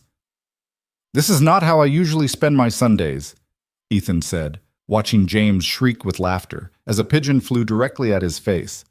What do you usually do? Work. Review portfolios. Conference calls with Tokyo or London or wherever the markets are open. He took a bite of his hot dog, which looked absurd in his hands, too cheap and pedestrian for someone who probably had a private chef. Sometimes I take James to his therapy appointment or arrange playdates that never quite work out because he's too shy and the other kids are too loud. Sounds exhausting. It is, but it's what I know. He glanced at her. What about you? What's a normal Sunday? Work until noon, come home, do laundry if I have quarters, make dinner with whatever's in the fridge, help Sophie with homework, try to stay awake until her bedtime. Mia shrugged. Not exactly thrilling. Sounds lonely. Yeah, it is. The admission surprised her. She didn't usually talk about the loneliness, the way nights felt endless after Sophie went to bed, the way she sometimes went entire days without having an adult conversation that wasn't transactional. Working 3 jobs meant seeing a lot of people but connecting with none of them. Do you have friends? Ethan asked. One, Tina. She's got her own mess going on. 2 kids, deadbeat ex-husband, works at the diner on 181st. We text sometimes, but we haven't actually hung out in months. Mia finished her hot dog. What about you? Business associates. People I play golf with for networking purposes. My assistant who probably knows me better than anyone and definitely judges my life choices. He smiled slightly. Not exactly a robust social circle. We're both pathetic. Little bit. Sophie ran over, James trailing behind her. Both kids were flushed and happy and covered in dirt. Mom, can we get ice cream? Sophie asked. Baby, I've got it, Ethan interrupted. Mia shot him a look. We talked about this. You talked about it. I listened. But ice cream for kids is not the same as me trying to solve your financial problems. He stood, pulling out his wallet. James, what flavor do you want? Chocolate, James said softly. Sophie? Can I get 2 scoops? Sophie, Mia warned. 1 scoop is fine, Sophie amended quickly. They walked to the ice cream cart, the kids bouncing with excitement. Ethan ordered chocolate for James, strawberry for Sophie, vanilla for himself and Mia, and handed over cash like it was nothing, because for him it was nothing. The cost of 4 ice cream cones probably registered somewhere below rounding error in his daily spending. For Mia, it would have been a calculation. Could she afford it? What else needed that money? Was it worth the guilt of spending on something unnecessary? She hated that she thought like that, hated that a simple ice cream cone required mental math and justification. But she took the cone Ethan offered and said thank you and tried to just enjoy the moment instead of cataloging everything that was wrong about it. They walked through the park slowly, letting the kids set the pace. James was opening up more, actually volunteering information about his favorite dinosaur books and the museum exhibit he'd seen last month. Sophie listened with genuine interest, asking questions that made James light up with the kind of enthusiasm that came from finally having someone care about the things he cared about. They're really good together, Mia said quietly. Yeah. Ethan watched his son with obvious affection. I haven't seen him this comfortable with another kid in a long time. Sophie doesn't have many friends either. She's good at talking to people, but not great at keeping friends. Mia licked her ice cream, thinking, I think other parents judge her. Judge me. Single mom, poor, wrong neighborhood. Their kids have play dates at places we can't afford and birthday parties we can't reciprocate. That's their loss. Tell that to Sophie when she doesn't get invited to things. Ethan stopped walking, turning to face her. Does that happen a lot? Enough. Mia met his eyes. It's fine. She's used to it. Kids shouldn't have to get used to being excluded. Welcome to being poor. You get used to a lot of things you shouldn't have to. The bitterness in her voice surprised them both. Mia looked away, embarrassed. She didn't usually let that show. The anger underneath the exhaustion, the resentment that came from working 3 times as hard and still having less than people who barely tried. Sorry, she muttered. Don't be. You're allowed to be angry. Doesn't change anything. No. But pretending you're not angry doesn't either. Ethan shifted his ice cream to his other hand. For what it's worth, James can have play dates with Sophie anytime, and they're both invited to the things you can't afford. That's not charity, not fixing, just 2 kids who like each other being allowed to be friends. His voice was firm. And if any parent at James's school has a problem with it, they can take it up with me. Mia studied him, this man who could solve most problems by throwing money at them, but was trying, genuinely trying, to understand problems that money couldn't fix. He wasn't perfect. He was probably going to screw this up in ways neither of them could predict yet. But he was here, and he was trying. That counted for something. Okay, she said. Okay? Playdates, friends, whatever this is. She gestured between them. I'm still terrified, but okay. Ethan smiled, and it reached his eyes in a way that made him look younger, less burdened. Terrified is a good start. They finished their ice cream and spent another hour in the park before the afternoon started shifting toward evening.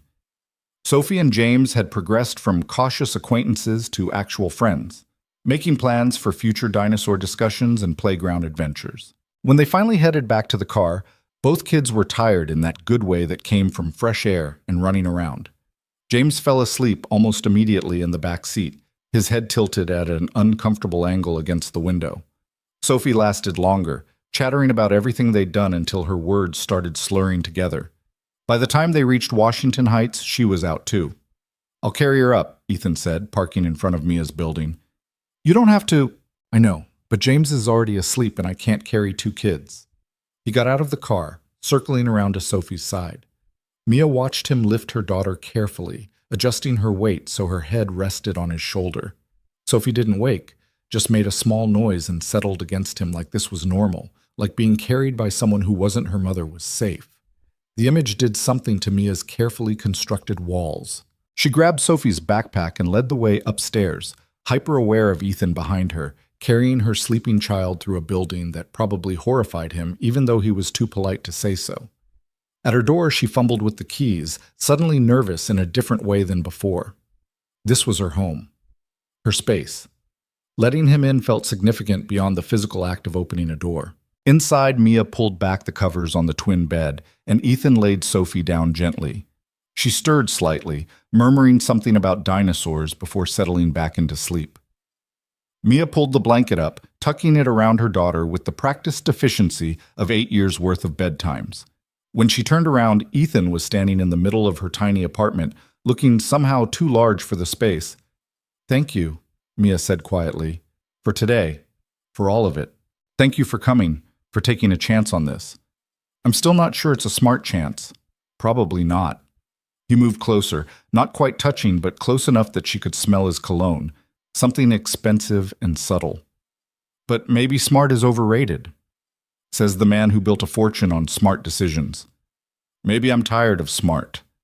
His hand came up, fingers brushing her cheek so gently she almost didn't feel it. "Maybe I want something real instead." Mia's breath caught. They were standing in her shabby apartment with her daughter asleep 10 feet away and his son waiting in the car, and nothing about this made sense.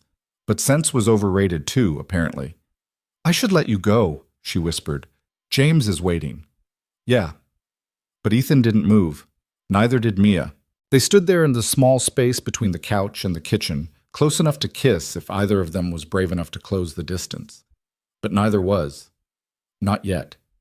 This thing between them was too new, too fragile. It needed time to grow roots before it could handle that kind of weight. "Sunday again next week?" Ethan asked. "I work. What about Saturday afternoon?" "I can probably swing that." "Good." His hand dropped from her face, leaving cold air where warmth had been. "I'll text you." "Okay." He moved toward the door, then paused. "Mia?" "Yeah?" "Today was good." "Yeah." It was. After he left, Mia stood in her quiet apartment and tried to process everything that had happened. She'd spent the afternoon in Central Park with a billionaire and his son. Sophie had made a friend. Ethan had held her hand and almost kissed her and promised playdates like they were a normal couple navigating normal problems. Nothing about this was normal. But maybe normal was overrated too. Mia checked on Sophie one more time, then curled up on the couch with the blanket that had holes in it and let herself imagine Saturdays that looked like today. Ice cream and playgrounds and someone who carried her daughter upstairs without being asked. It was dangerous to hope like this. But she did it anyway. The weeks that followed developed a rhythm that felt almost dangerous in its normalcy. Ethan showed up on Saturdays when Mia wasn't working doubles, always with James in tow, always suggesting something simple. The park, the library, a museum with free admission days that Mia pretended she'd known about. He never made a big deal about paying for things, just did it quietly while she pretended not to notice the way he slipped cash for pizza or movie tickets like it was nothing. Sophie and James became inseparable in that intense way kids did when they finally found someone who understood them. They built elaborate dinosaur worlds in the sandbox, argued about whether velociraptors could really open doors, and developed an entire language of inside jokes that made no sense to anyone else. Watching them together made Mia's chest ache with something that felt like hope and terror in equal measure. Because this wasn't just about her anymore. It was about Sophie getting attached to a man who might leave, to a friend who might disappear when reality set in, and Ethan realized this whole experiment was too complicated. By the 3rd week of November, Mia had started letting herself believe this might actually work. That was her first mistake. The second mistake was agreeing to meet Ethan's world head-on. "There's a thing," Ethan said one Saturday afternoon while the kids played at his penthouse, a place Mia had finally agreed to visit after weeks of Sophie begging to see where James lived. The apartment was exactly what she'd expected. Massive, sterile, expensive. Floor-to-ceiling windows overlooking Central Park. Art that probably cost more than her yearly income. Furniture that looked uncomfortable but designer. It made her apartment look like a storage closet. "A thing?" Mia repeated, watching Sophie carefully touch a glass sculpture like it might shatter if she breathed wrong. "A charity gala, next Friday. My company sponsors it every year." Ethan handed her a glass of wine that probably cost more than her weekly grocery budget. "I have to go. It's expected." "Okay. I want you to come with me." The wine stopped halfway to her lips. "What?" "Come with me. As my date." He said it casually, like he was suggesting takeout instead of asking her to step into a world she had no business being in. Ethan, I can't. Why not? Because I don't belong at a charity gala. I don't have the right clothes or the right anything. I'll say something wrong or use the wrong fork or. Mia! He set down his own glass, moving closer. I'm not asking you to perform. I'm asking you to be there with me. Those are the same thing in your world. Maybe. But I'm tired of going to these things alone, smiling at people I don't like, pretending to care about conversations that don't matter. His hand found hers. I want you there. Not some polished version of you. Just you. It should have been romantic. It probably was romantic. But all Mia could think about was standing in a room full of people who would take one look at her and know exactly what she was. Poor, uneducated, wrong. I don't have a dress, she said finally. I'll handle that. No. Mia, I said no. I'm not letting you buy me an expensive dress so I can play dress up in your world. Her voice came out sharper than intended. If I'm going to do this, I do it on my own terms.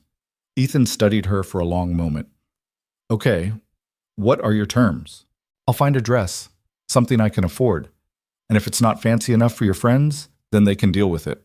She pulled her hand away. And I'm not going to pretend to be someone I'm not. I work 3 jobs. I live in a 5th floor walk-up in Washington Heights. If people have a problem with that, too bad. They won't. You don't know that. You're right. I don't. He leaned against the kitchen counter. Marble, obviously. But I know you're stronger than whatever bullshit they throw at you, and I'll be right there the whole time. Mia wanted to believe him, wanted to think that being herself would be enough, that love, or whatever this was becoming, could overcome the massive gulf between their worlds. But she'd lived 30 years in reality. Fairy tales were for people who could afford them. Okay, she said finally, I'll go. Yeah? Yeah, but if this goes badly, I'm blaming you. Fair enough. The week leading up to the gala felt like preparing for war. Mia spent every spare moment she had, which wasn't many, hunting for a dress that wouldn't make her look like she was drowning in fabric or trying too hard. She hit every thrift store in her neighborhood, every clearance rack, every consignment shop that might have something remotely appropriate. Nothing fit right. Nothing looked right. Everything was either too cheap looking or too expensive or too something. Mom, you're stressing, Sophie observed on Thursday night, watching Mia try on the 5th dress from her growing collection of maybes. I'm not stressing. You're using your stress voice. I don't have a stress voice. You do. It gets all tight and high. Sophie tilted her head. Why don't you just let Mr. Calloway buy you a dress? Because that's not how this works. Why not? How did you explain pride to an 8-year-old? How did you make her understand that accepting help felt too much like admitting defeat, like confirming every assumption people would make about why she was with Ethan in the first place? Because I need to do this myself, Mia said finally, pulling off the dress. Too tight in the shoulders, too loose everywhere else. I need to prove I can fit into his world without him having to buy me a ticket in. That doesn't make sense. It will, when you're older. That's what you always say when something doesn't make sense. Smart kid. Too smart. Friday morning, Mia was running on 3 hours of sleep and pure anxiety. She'd finally found a dress, simple black, slightly too big, but she'd safety pinned it, from a consignment shop that smelled like mothballs. It wasn't perfect, but it was hers. She'd taken the night off from the restaurant, which meant losing money she couldn't afford to lose. Mrs. Martinez had agreed to watch Sophie. Everything was arranged. Mia stood in her tiny bathroom at 4 p.m., trying to do something with her hair that didn't scream, struggling single mother who's in over her head, when her phone buzzed. Ethan, picking you up at 7. You nervous? Mia, terrified. Ethan, good, me too. That helped somehow. Knowing he was nervous too. That this wasn't easy for him either, even if his nerves came from different sources. She finished her hair, down, minimal makeup, the most herself she could manage, and stood back to assess the damage. The woman in the mirror looked tired. The dress fit okay, but not great. Her shoes were from Target, 3 years old, scuffed despite her best efforts to clean them. She didn't look like someone who belonged at a charity gala, but she looked like herself. That would have to be enough. Sophie appeared in the doorway, already in her pajamas even though it was barely 5:30. You look pretty. You're biased. I'm honest. Sophie moved closer, studying her mother with serious eyes. Are you scared? A little. Of what? Of everything. Of being judged? Of embarrassing Ethan? Of proving every assumption right, that she didn't belong, couldn't fit, wasn't good enough. Just first-time nerves, Mia said instead. Like when you went to your first day of school. But you'll be with Mr. Calloway. He won't let anything bad happen. The faith in Sophie's voice was devastating. She believed in this, believed in Ethan, believed her mother could walk into a room full of rich people and come out unscathed. Mia wished she had that kind of faith. At 7 p.m. exactly, the knock came. Mrs. Martinez was already settled on the couch with Sophie, armed with popcorn and a Disney movie. Sophie gave her mother a huge hug, whispering, "Good luck," like she was going into battle. Maybe she was. Mia opened the door and found Ethan in a tuxedo. He looked unfairly good. The kind of good that belonged in magazines and movies, not in a fifth-floor walk-up with peeling paint and sketchy lighting. His hair was styled, his jaw clean-shaven, everything about him screaming money and class, and a world Mia had no business entering. "Hi," he said, and his eyes did that thing where they went soft at the edges. "You look beautiful." "I look nervous." "Those aren't mutually exclusive." He offered his arm. "Ready?" "No." "Good. Let's go anyway." The car ride to the hotel, because of course it was at a hotel, not just any venue, took 25 minutes. Ethan spent most of it on his phone, firing off emails and responses to things Mia couldn't begin to understand.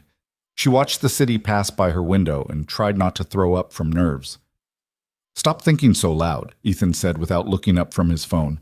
"I'm not thinking loud. You're practically broadcasting anxiety. I can feel it from here." He set down the phone, turning to face her. "Talk to me. What's going on in your head?" "I don't belong here." "Here as in this car or here as in my life?" "Both. Neither. I don't know." Mia pressed her hands together, trying to still the trembling. "These are your people, Ethan. They're going to take one look at me and know I'm not one of them." "So what?" "So they're going to judge you for being with me." "Let them. That doesn't bother you." "Not even a little bit." He reached over, taking her hand. "I've spent 4 years caring what people think, going to events with appropriate dates who said appropriate things and looked good in photos. You know what I got from that? Nothing. Empty conversations and fake smiles and going home alone to an apartment that felt like a mausoleum. That's not exactly a ringing endorsement of tonight. Tonight's different because you're here." His thumb brushed across her knuckles. "And if anyone has a problem with that, they can take it up with me. You can't fight everyone. Watch me." Despite everything, Mia almost smiled. There was something oddly comforting about his stubbornness, his refusal to let her spiral into worst-case scenarios, even though her worst-case scenarios were probably accurate. The hotel was exactly what she'd expected. Massive, glittering, the kind of place where the doormen wore nicer suits than most people owned. Ethan handed his keys to a valet, came around to her side, and offered his hand. "Last chance to run," he said. "Don't tempt me." "I mean it. If this is too much, we leave. Right now. No judgment." Mia looked at him. Really looked. Saw past the tuxedo and the easy confidence to the man underneath, who was just as scared of losing this thing between them as she was. "I'm not running," she said, "but I reserve the right to say I told you so when this goes badly." "Deal." They walked into the hotel together, and Mia's first thought was that she'd wildly underestimated how outclassed she was going to be. The ballroom was ridiculous. Crystal chandeliers, gold accents, tables draped in linens that probably cost more than her monthly rent. People dressed in clothes that screamed designer, custom, expensive. Women in jewels that caught the light. Men in tuxedos that actually fit instead of looking rented. This was a different universe. "Ethan!" A woman materialized from the crowd, blonde, mid-40s, wearing a dress that probably cost 5 figures. "I was beginning to think you weren't coming." "Victoria, good to see you." Ethan's voice was polite but distant. "This is Mia Harper. Mia, Victoria runs the foundation that's hosting tonight." Victoria's eyes swept over Mia in a way that took approximately 3 seconds to catalog everything. The off-the-rack dress, the Target shoes, the complete lack of jewelry because Mia didn't own any. "How lovely," Victoria said, her smile not quite reaching her eyes. "And how did you two meet?" "Through our kids," Mia said before Ethan could answer. "They're friends." "Oh, you have children." Victoria's tone suggested this was somehow scandalous. "How nice. And what do you do, Mia?" Here it was, the question that would define the entire evening. Mia could lie, could make up something that sounded better than the truth, could say she was between jobs or consulting or any of a dozen euphemisms that wealthy people use to avoid saying they didn't work. But she'd promised herself she wouldn't pretend. "I work in hospitality," Mia said. "A few different positions." "How industrious." Victoria's attention had already moved past her, scanning the room for more important people. "Well, enjoy the evening. The silent auction is quite good this year." She disappeared into the crowd before Mia could respond. "That went well," Mia muttered. "That was Victoria being Victoria. Don't take it personally." "How else should I take it?" As a reminder that some people aren't worth your energy. Ethan's hand found the small of her back, steady and grounding. "Come on, let me introduce you to people who are actually worth knowing." The next hour was a blur of names and faces Mia would never remember. Ethan's business partners, their wives and husbands, other CEOs and investors, and people whose wealth was so old they didn't even discuss it. Some were kind, genuinely interested in who she was and how she'd met Ethan. Others were polite in a way that felt like judgment wrapped in good manners. And through it all, Mia felt like an imposter. She didn't know what to say when people discussed vacation homes and market trends. Didn't have opinions on which private school was best or whether the Hamptons were getting too crowded. She smiled and nodded and tried not to count the ways she didn't fit. "You're doing great," Ethan whispered during a lull. "I'm dying inside." "You're doing great at dying inside then. Very dignified." This was a terrible idea. Probably. They found their assigned table, front and center, because of course, with 6 other couples Mia had never met. Introductions were made. Small talk commenced. Someone asked what Mia did for a living, and she gave the same hospitality answer, watched them lose interest, and felt herself shrinking into the chair. Dinner was served. Some kind of fish that was probably flown in from somewhere exotic. Vegetables arranged like art. Portions that wouldn't fill a child. Mia ate carefully, hyper-aware of which fork to use, how to hold her wine glass, all the small etiquette things she'd never needed to learn because they didn't matter in her world.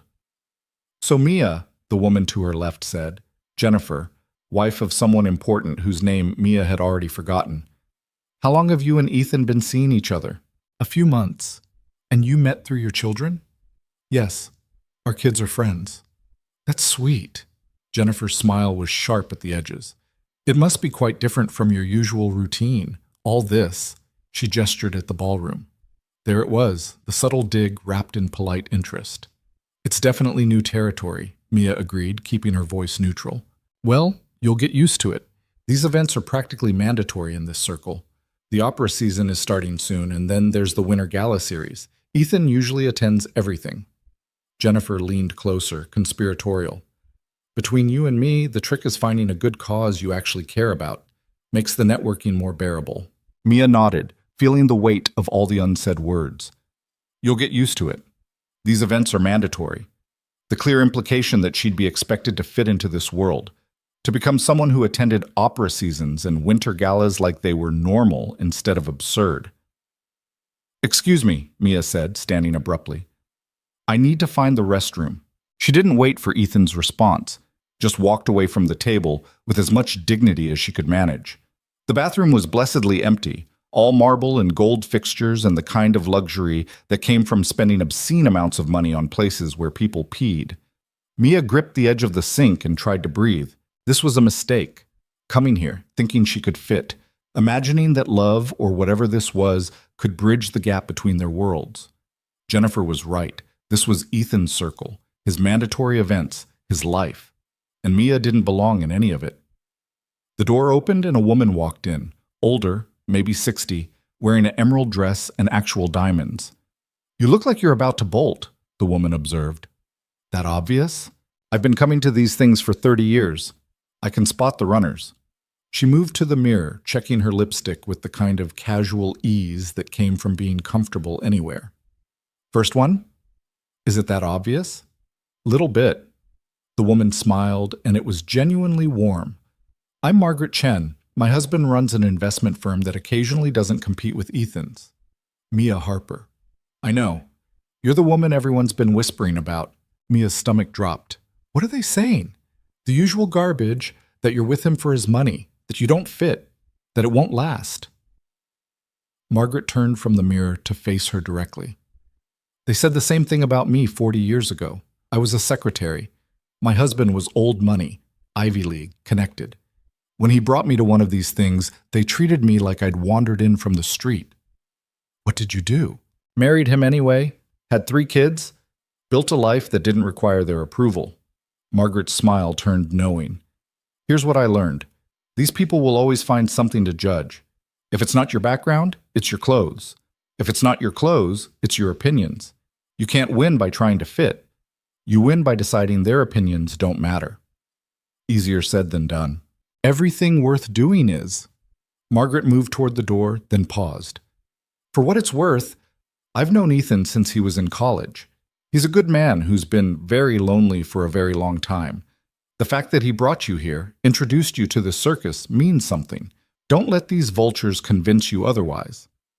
Then she was gone, leaving Mia alone with her reflection and a pep talk from a stranger that somehow helped more than it should have. Mia took a breath, fixed her lipstick, and headed back to the table. Ethan looked up when she approached, concern clear on his face. You okay? I'm fine. You're lying. Probably. He stood, taking her hand. Want to get out of here? We can't just leave. You said these things are mandatory. I lied. Come on. Before Mia could protest, Ethan was leading her away from the table, past the other guests toward the exit. A few people called his name, but he ignored them, focused entirely on getting her out of the ballroom. They ended up on a balcony overlooking the city, the November air cold enough to bite. Mia shivered, and Ethan immediately shrugged off his jacket, draping it over her shoulders. You didn't have to leave, she said. Yes, I did. Ethan, you looked miserable in there, like you were being slowly suffocated by small talk and judgment. He leaned against the railing, tie already loosened. I've felt that way at these events for years. I'm not making you suffer through it just because it's expected. Your business associates are going to talk. Let them. Jennifer said these events are mandatory, that I'd need to get used to them. Jennifer can mind her own business. Can she, though? Because this is your world. These people, these expectations, this life. Mia pulled his jacket tighter around her shoulders. I don't fit into any of it. Good. I don't want you to fit. I want you to be exactly who you are. A broke single mother who works 3 jobs and doesn't know which fork to use? A strong, stubborn, beautiful woman who took a chance on a lonely billionaire who didn't deserve it. Ethan moved closer, his hands finding her waist. I don't care about the forks, Mia. I don't care about impressing people in there. I care about you. You say that now, but eventually you're going to resent me for not fitting, for being the reason people whisper, for dragging down your perfect image. I don't have a perfect image. I have an empty penthouse and a son who barely talks to anyone, and 4 years of going through motions because I forgot what actually living felt like. His voice dropped lower. And then you showed up, or rather your daughter showed up and dragged me into your life. And suddenly I remembered what it felt like to want something that wasn't a business deal or a quarterly report. Ethan, I love you. The words hit like a physical force, stealing the air from Mia's lungs. She stared at him, trying to process what he'd just said. You don't mean that. I do. You barely know me. I know enough. His hands tightened on her waist. I know you work yourself to exhaustion to give your daughter a good life. I know you're too proud to accept help even when you desperately need it. I know you make safety pin dresses work because you'd rather suffer than let me buy you something. I know you're terrified right now, but you came anyway because you're brave enough to try. That's not love. That's you seeing someone broken and wanting to fix them. You're not broken, and I don't want to fix you. Ethan's forehead pressed against hers, his breath warm against her cold skin. I want to be with you, build something with you, Figure out how to merge our completely different worlds into something that works for both of us. Mia's eyes burned with tears she refused to let fall. What if it doesn't work? Then we tried, but I think it will. How can you be so sure? Because I haven't felt this alive in 4 years. Because James talks about Sophie like she hung the moon. Because being with you feels like coming home after being lost for a really long time. He pulled back enough to meet her eyes. I love you, Mia Harper, and I know it's too soon and too complicated and probably too many other things. But it's true. The city spread out below them, millions of lights representing millions of lives being lived in the spaces between poverty and wealth. Somewhere down there was her apartment, her neighborhood, her world. And somewhere in the building behind them was his world, the galas and expectations and people who would never accept her. But here, on this balcony, they'd created something in between. I love you too, Mia whispered, and saying it felt like jumping off a cliff, terrifying and exhilarating and possibly the stupidest thing she'd ever done. I don't know how this works. I don't know how to be in your world. But I love you. Ethan kissed her then, and it was nothing like Mia had imagined, not soft or gentle or movie perfect. It was desperate and real and tasted like wine and fear and hope all mixed together. His hands were in her hair, and hers were gripping his shirt, and for just a moment nothing else mattered. Not the people inside judging them, not the impossible gap between their lives, not the 100 ways this could fall apart. Just this. Just them. When they finally broke apart, both breathing hard, Ethan was smiling in a way that made him look younger, less burdened. So what now? Mia asked. Now we figure it out. Together. He brushed a strand of hair from her face. No more galas unless you want to go. No more pretending to be someone you're not. Just us, trying to make this work. Your friends are going to hate me. They're not my friends, and I don't care. Your business associates will deal with it or find someone else to invest with. He kissed her forehead. I'm done living my life according to other people's expectations. I spent 4 years doing that, and all it got me was lonely. Mia wanted to argue, to point out all the logical reasons this was still a terrible idea. But looking at him, at this man who'd left his mandatory event to stand on a freezing balcony with her, she couldn't find the words. Maybe love was supposed to be illogical. Maybe the best things came from taking stupid risks. Maybe two broken people could actually build something whole. Maybe. Take me home, she said. Your home or mine? Mine. Sophie's probably still awake and I want to kiss her goodnight. Okay. Ethan took her hand, lacing their fingers together. But tomorrow, let's do something. All 4 of us. Something that doesn't involve tuxedos or judgment or pretending to be anyone other than who we are. Like what? I don't know. Pizza? A movie? Whatever normal families do. Normal families. The phrase hung in the cold air, full of possibility and promise. We're not a normal family, Mia pointed out. No, but maybe we could be our own version of one.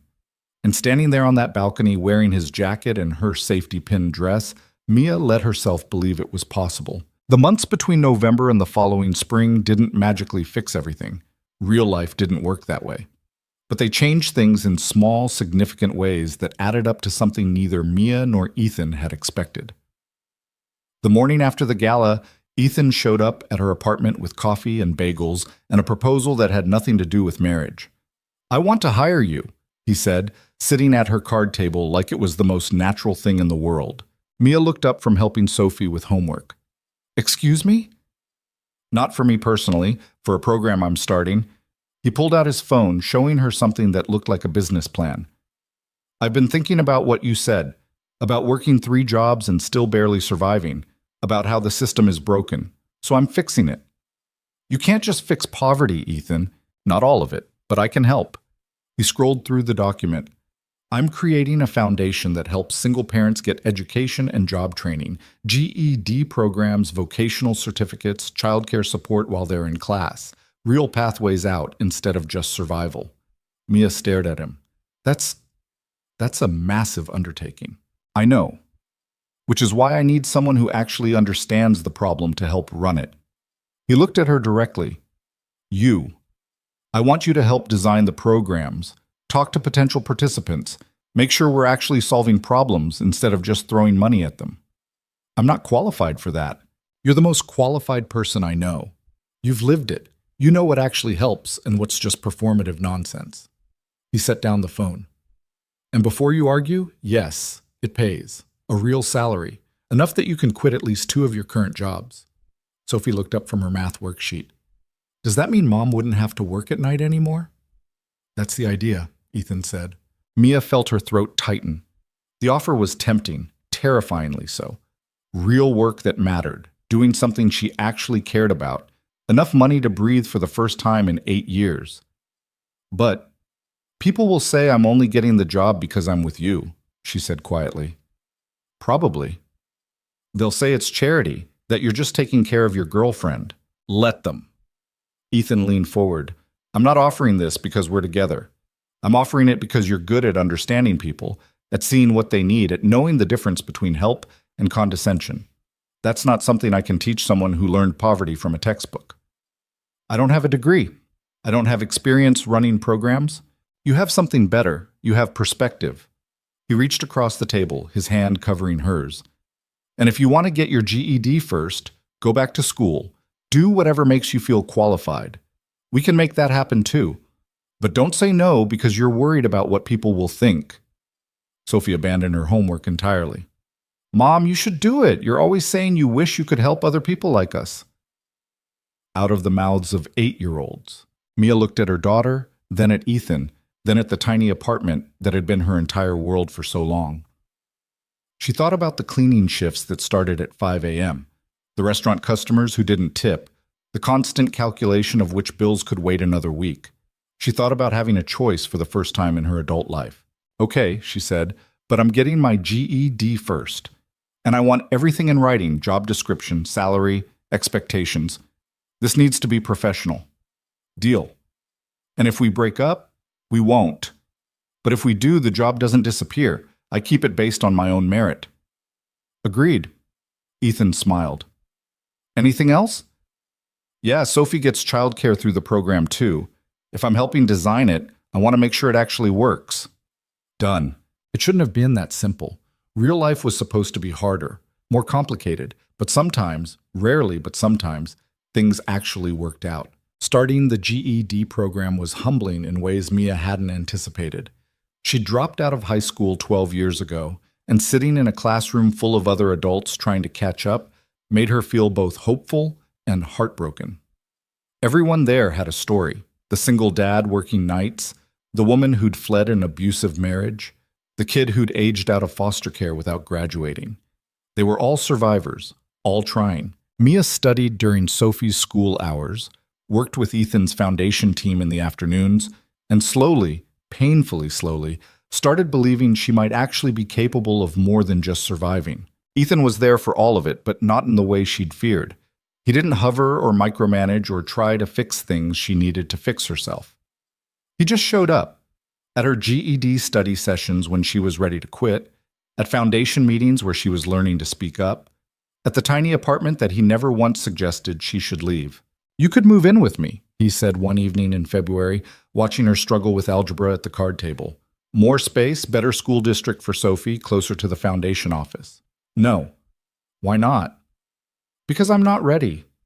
Mia set down her pencil. Because moving into your penthouse feels like admitting I can't make it on my own. Because Sophie needs stability, and I need to prove to myself that I'm with you because I want to be, not because I need to be. Those are good reasons. Yeah? Yeah. He kissed the top of her head.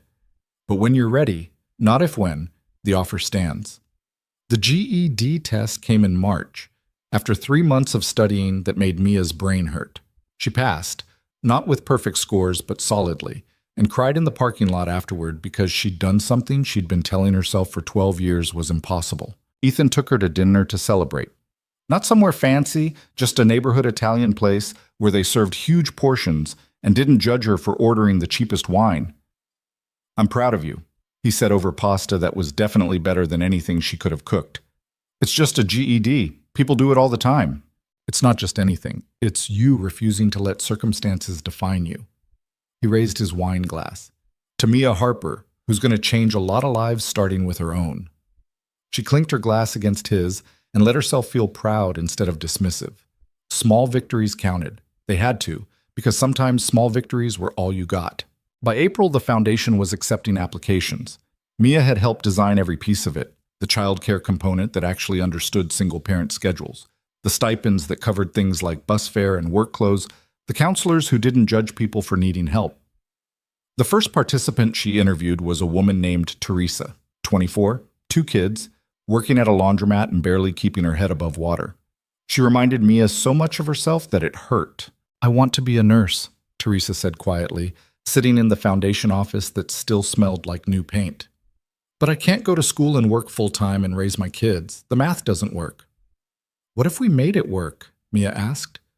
"Childcare during class hours, a stipend to cover your reduced work hours, books and supplies included." "Would you do it then?" Teresa's eyes filled with tears. "You're serious?" "Completely serious." "Why? You don't even know me." "I don't have to. I know what it's like to want something better and have the system tell you it's impossible." Mia pushed the application across the desk. "Let's make it possible." By the time Teresa left, she'd been accepted into the program. She'd cried. Mia had cried. It was messy and emotional and exactly the kind of work Mia had been born to do, even if she'd never known it. That evening, she told Ethan about it over dinner at his place, something they did twice a week now, rotating between their apartments so James and Sophie could have time together. "She reminded me of me," Mia said, watching the kids build an elaborate fort out of couch cushions. Same desperation, same impossible choices. But now she has a chance. Because of you. Because of the program that you designed.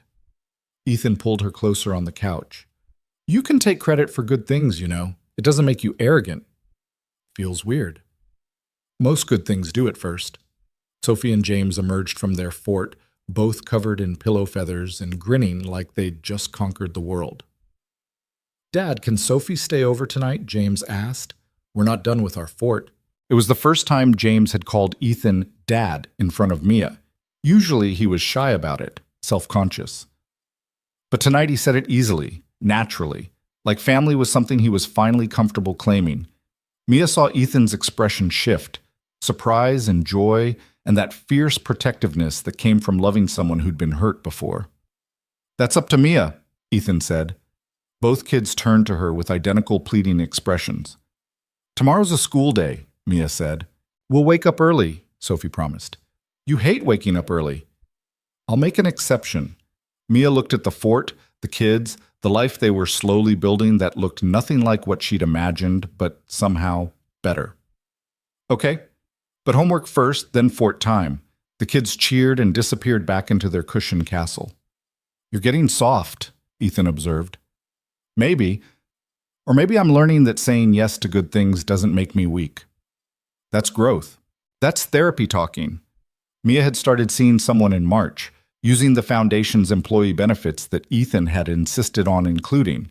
It was helping, slowly unpacking years of survival mode and learning that asking for help wasn't the same as failing. They sat together in comfortable silence, watching their kids play, and Mia let herself imagine this being permanent. Not just weekends and scheduled dinners, but actual family. Messy and complicated and real. "Move in with me," Ethan said quietly. "You asked me that 2 months ago." "I know, and you said you weren't ready." He turned to face her. "Are you ready now?" Mia thought about her apartment, the 5th floor walk-up with the broken radiator, and the neighbors who knew everyone's business. It was home, but it was also a symbol of everything she'd survived, and maybe she didn't need to keep living in survival mode just to prove a point. "I might be getting there," she admitted. "What would it take to get you all the way there?" "Time. And knowing that if this doesn't work out, I have something to fall back on that isn't just dependence on you." She met his eyes. "I need to know I'm choosing this, not settling for it because it's easier than struggling alone." "That's fair." He kissed her temple. "For what it's worth, I think you're one of the least settling people I've ever met. You fight for everything. Survival skill. Strength. Same thing, different phrasing. Not even close." Ethan stood, pulling her up with him. "Come on, let's go supervise fort construction before they tear apart my entire living room." By June, Mia had made her decision.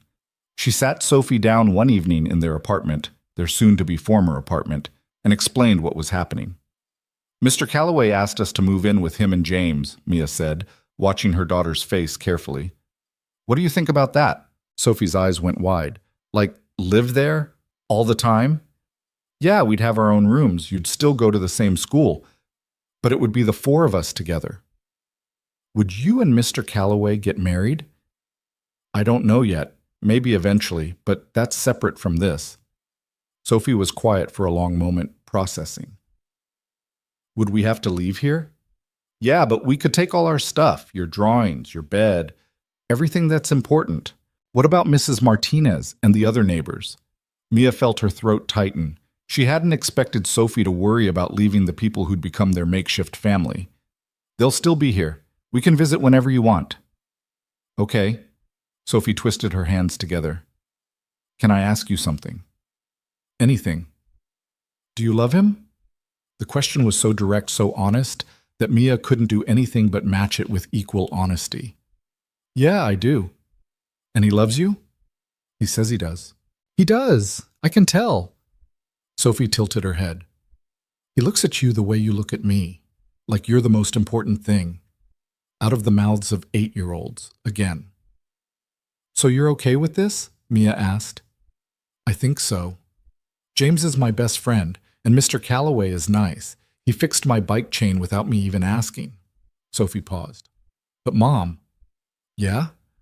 Are we going to be okay? Like really okay? Not just pretending? The question cut straight to the heart of everything Mia had been worrying about for months. Not whether they'd have enough money or a nice place to live, but whether they'd actually be okay, emotionally, mentally, as people who'd spent so long in survival mode that they'd forgotten what thriving looked like. I think we're going to try to be okay, Mia said carefully, and sometimes we'll mess up. But we'll have help now, real help, people who care about us. Like a family? Yeah, like a family. Sophie threw her arms around Mia's neck, hugging her so tight it almost hurt. Okay, let's do it. Moving day came 2 weeks later on a Saturday morning. Ethan had hired professional movers. Mia had argued, he'd insisted. She'd eventually given up because some battles weren't worth fighting.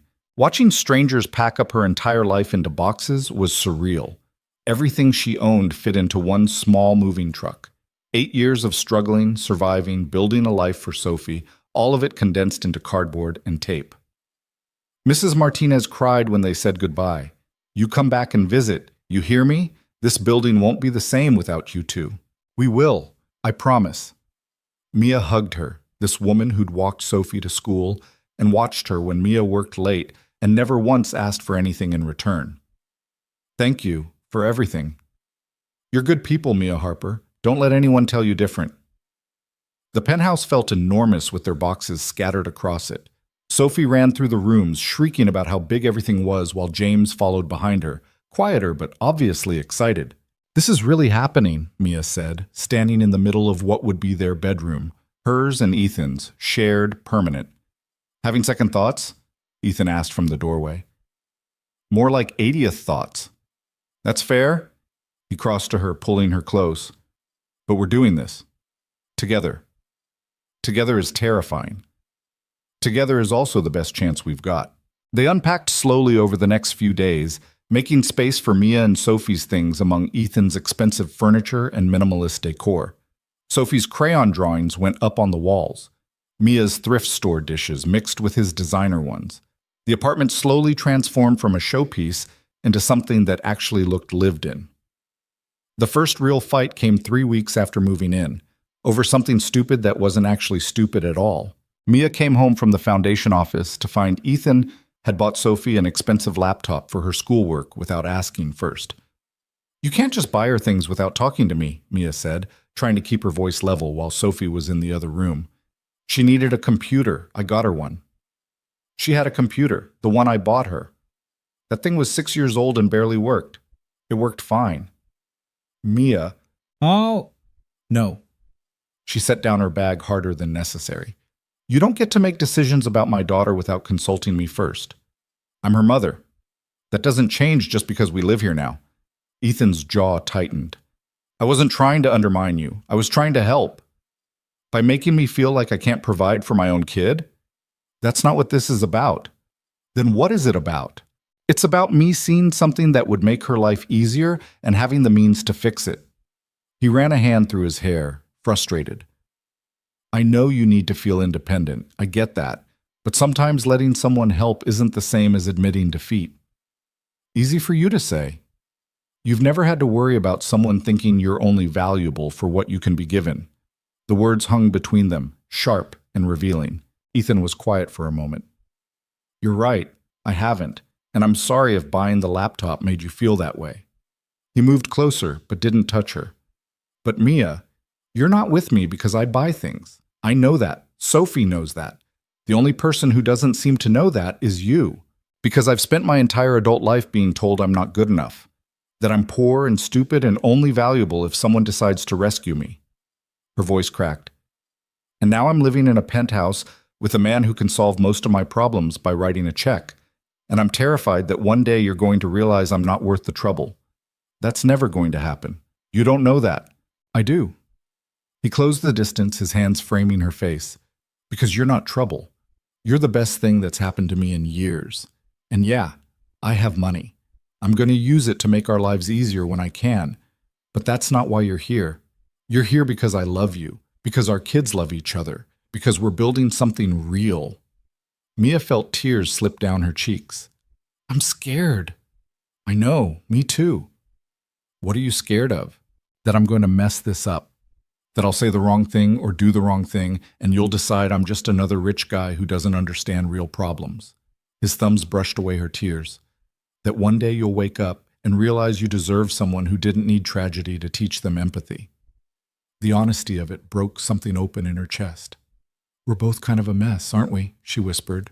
Absolutely, but we're a mess together. He pressed his forehead to hers. Can we make a deal?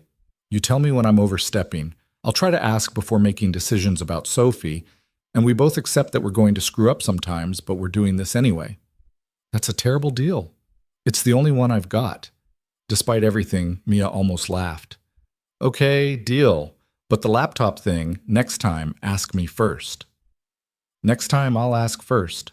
They stood there in the bedroom that was slowly becoming theirs, holding each other while their kids played in the other room, and Mia let herself believe that maybe imperfect was okay. Maybe love didn't have to be smooth or easy or without conflict. Maybe it just had to be real. The Foundation's first graduation ceremony happened in August, 6 months after it had launched. 23 participants had completed their programs, GEDs, nursing certificates, IT training, all of them ready to start new careers that paid actual living wages. Teresa was among them, now certified as a nurse's assistant and already hired by a hospital in Brooklyn. I wouldn't be here without you, she told Mia after the ceremony, both of them crying in that good way that came from witnessing transformation. You did the work. You made it possible. Teresa hugged her tight. You gave me a chance when everyone else just saw another broke single mom.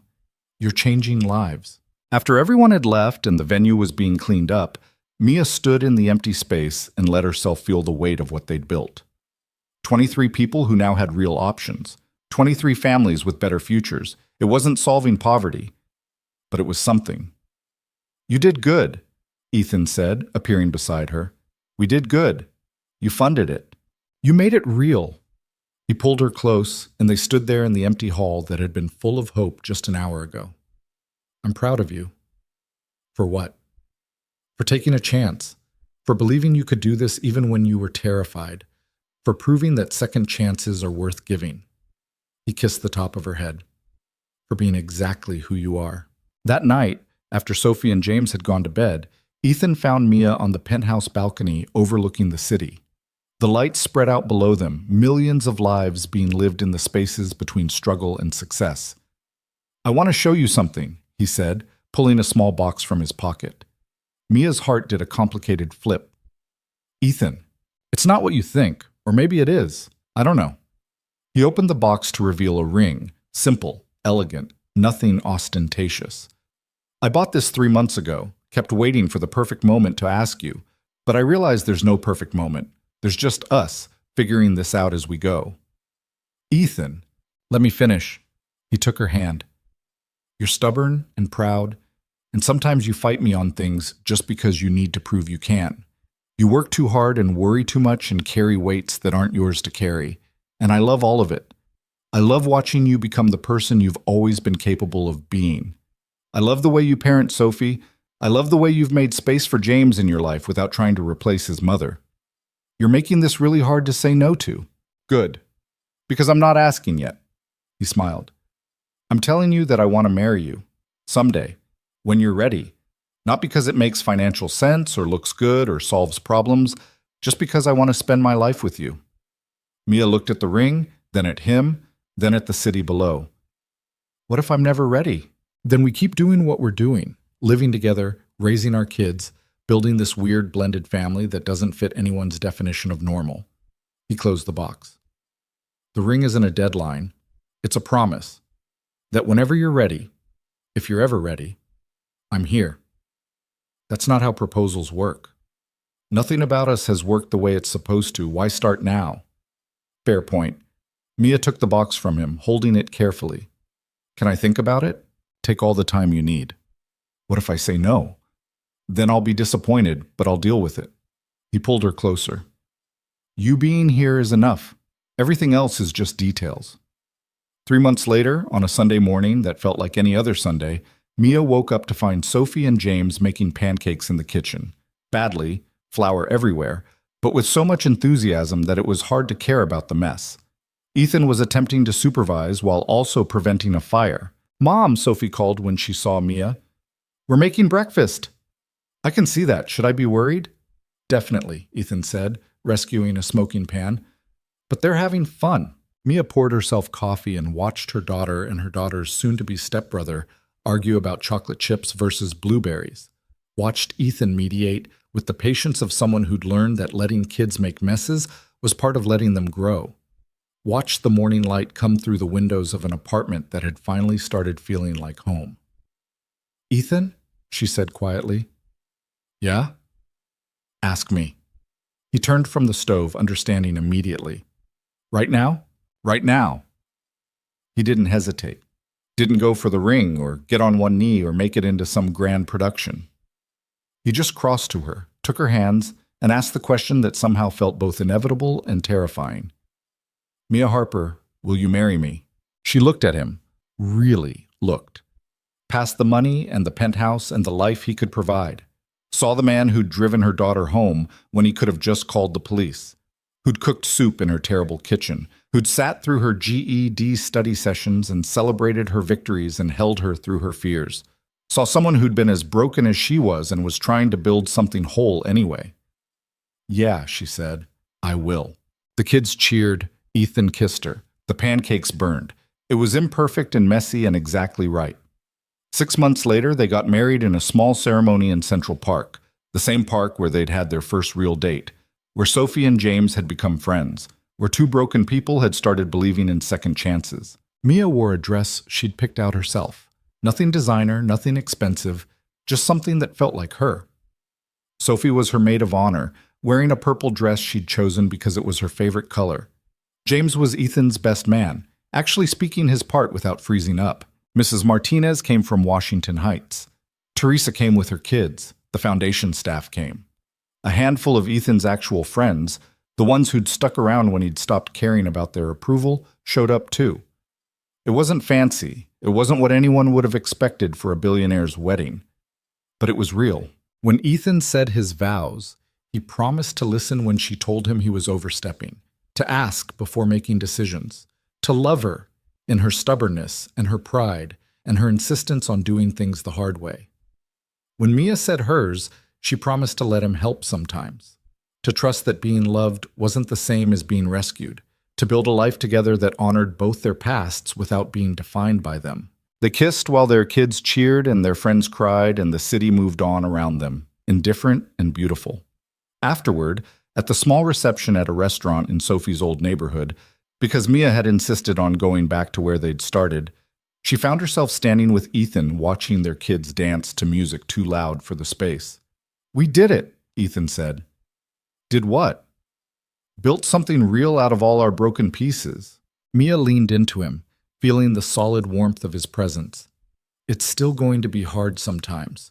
We're still going to fight. I'm still going to be too proud, and you're still going to try to fix things with money. I know. But we're going to try anyway. Yeah, we are. She thought about this girl she'd been at 22, pregnant, alone, terrified. Thought about all the years of barely surviving, of working herself to exhaustion, of believing she didn't deserve better. Thought about a 7-year-old taking a bus alone because she couldn't stand to see her mother hurt. Thought about second chances and the strange ways life worked out when you were brave enough to take them. Thank you, she said quietly. For what? For seeing me. Not the poverty or the struggle or the disaster, just me. Ethan kissed her temple. Thank you for letting me. They stood there watching their children dance, surrounded by people who'd become family in all the ways that mattered, and Mia let herself believe what she'd been too scared to believe for most of her life, that she was enough, that being loved didn't make her weak, that asking for help wasn't the same as giving up, that two people from completely different worlds could build something beautiful in the middle of all their damage, that happy endings weren't just for other people. Sophie caught her eye from across the room and grinned, still holding James's hand while they spun in terrible circles to music neither of them could dance to properly. Mia grinned back. Maybe this wasn't a fairy tale. Maybe it was better, messier, harder, more real. A story about people who'd been broken learning to be whole, about a little girl brave enough to take a bus alone and change 3 lives in the process, about choosing to try even when failure seemed inevitable, about love that didn't fix everything but made everything worth fixing. And standing there in a restaurant in Washington Heights, wearing a dress she'd bought herself, married to a man who'd learned to love her stubborn pride instead of trying to change it, surrounded by the family they'd built from scraps and hope and sheer determination, Mia finally believed her own story had a happy ending. Not perfect, not easy, but real.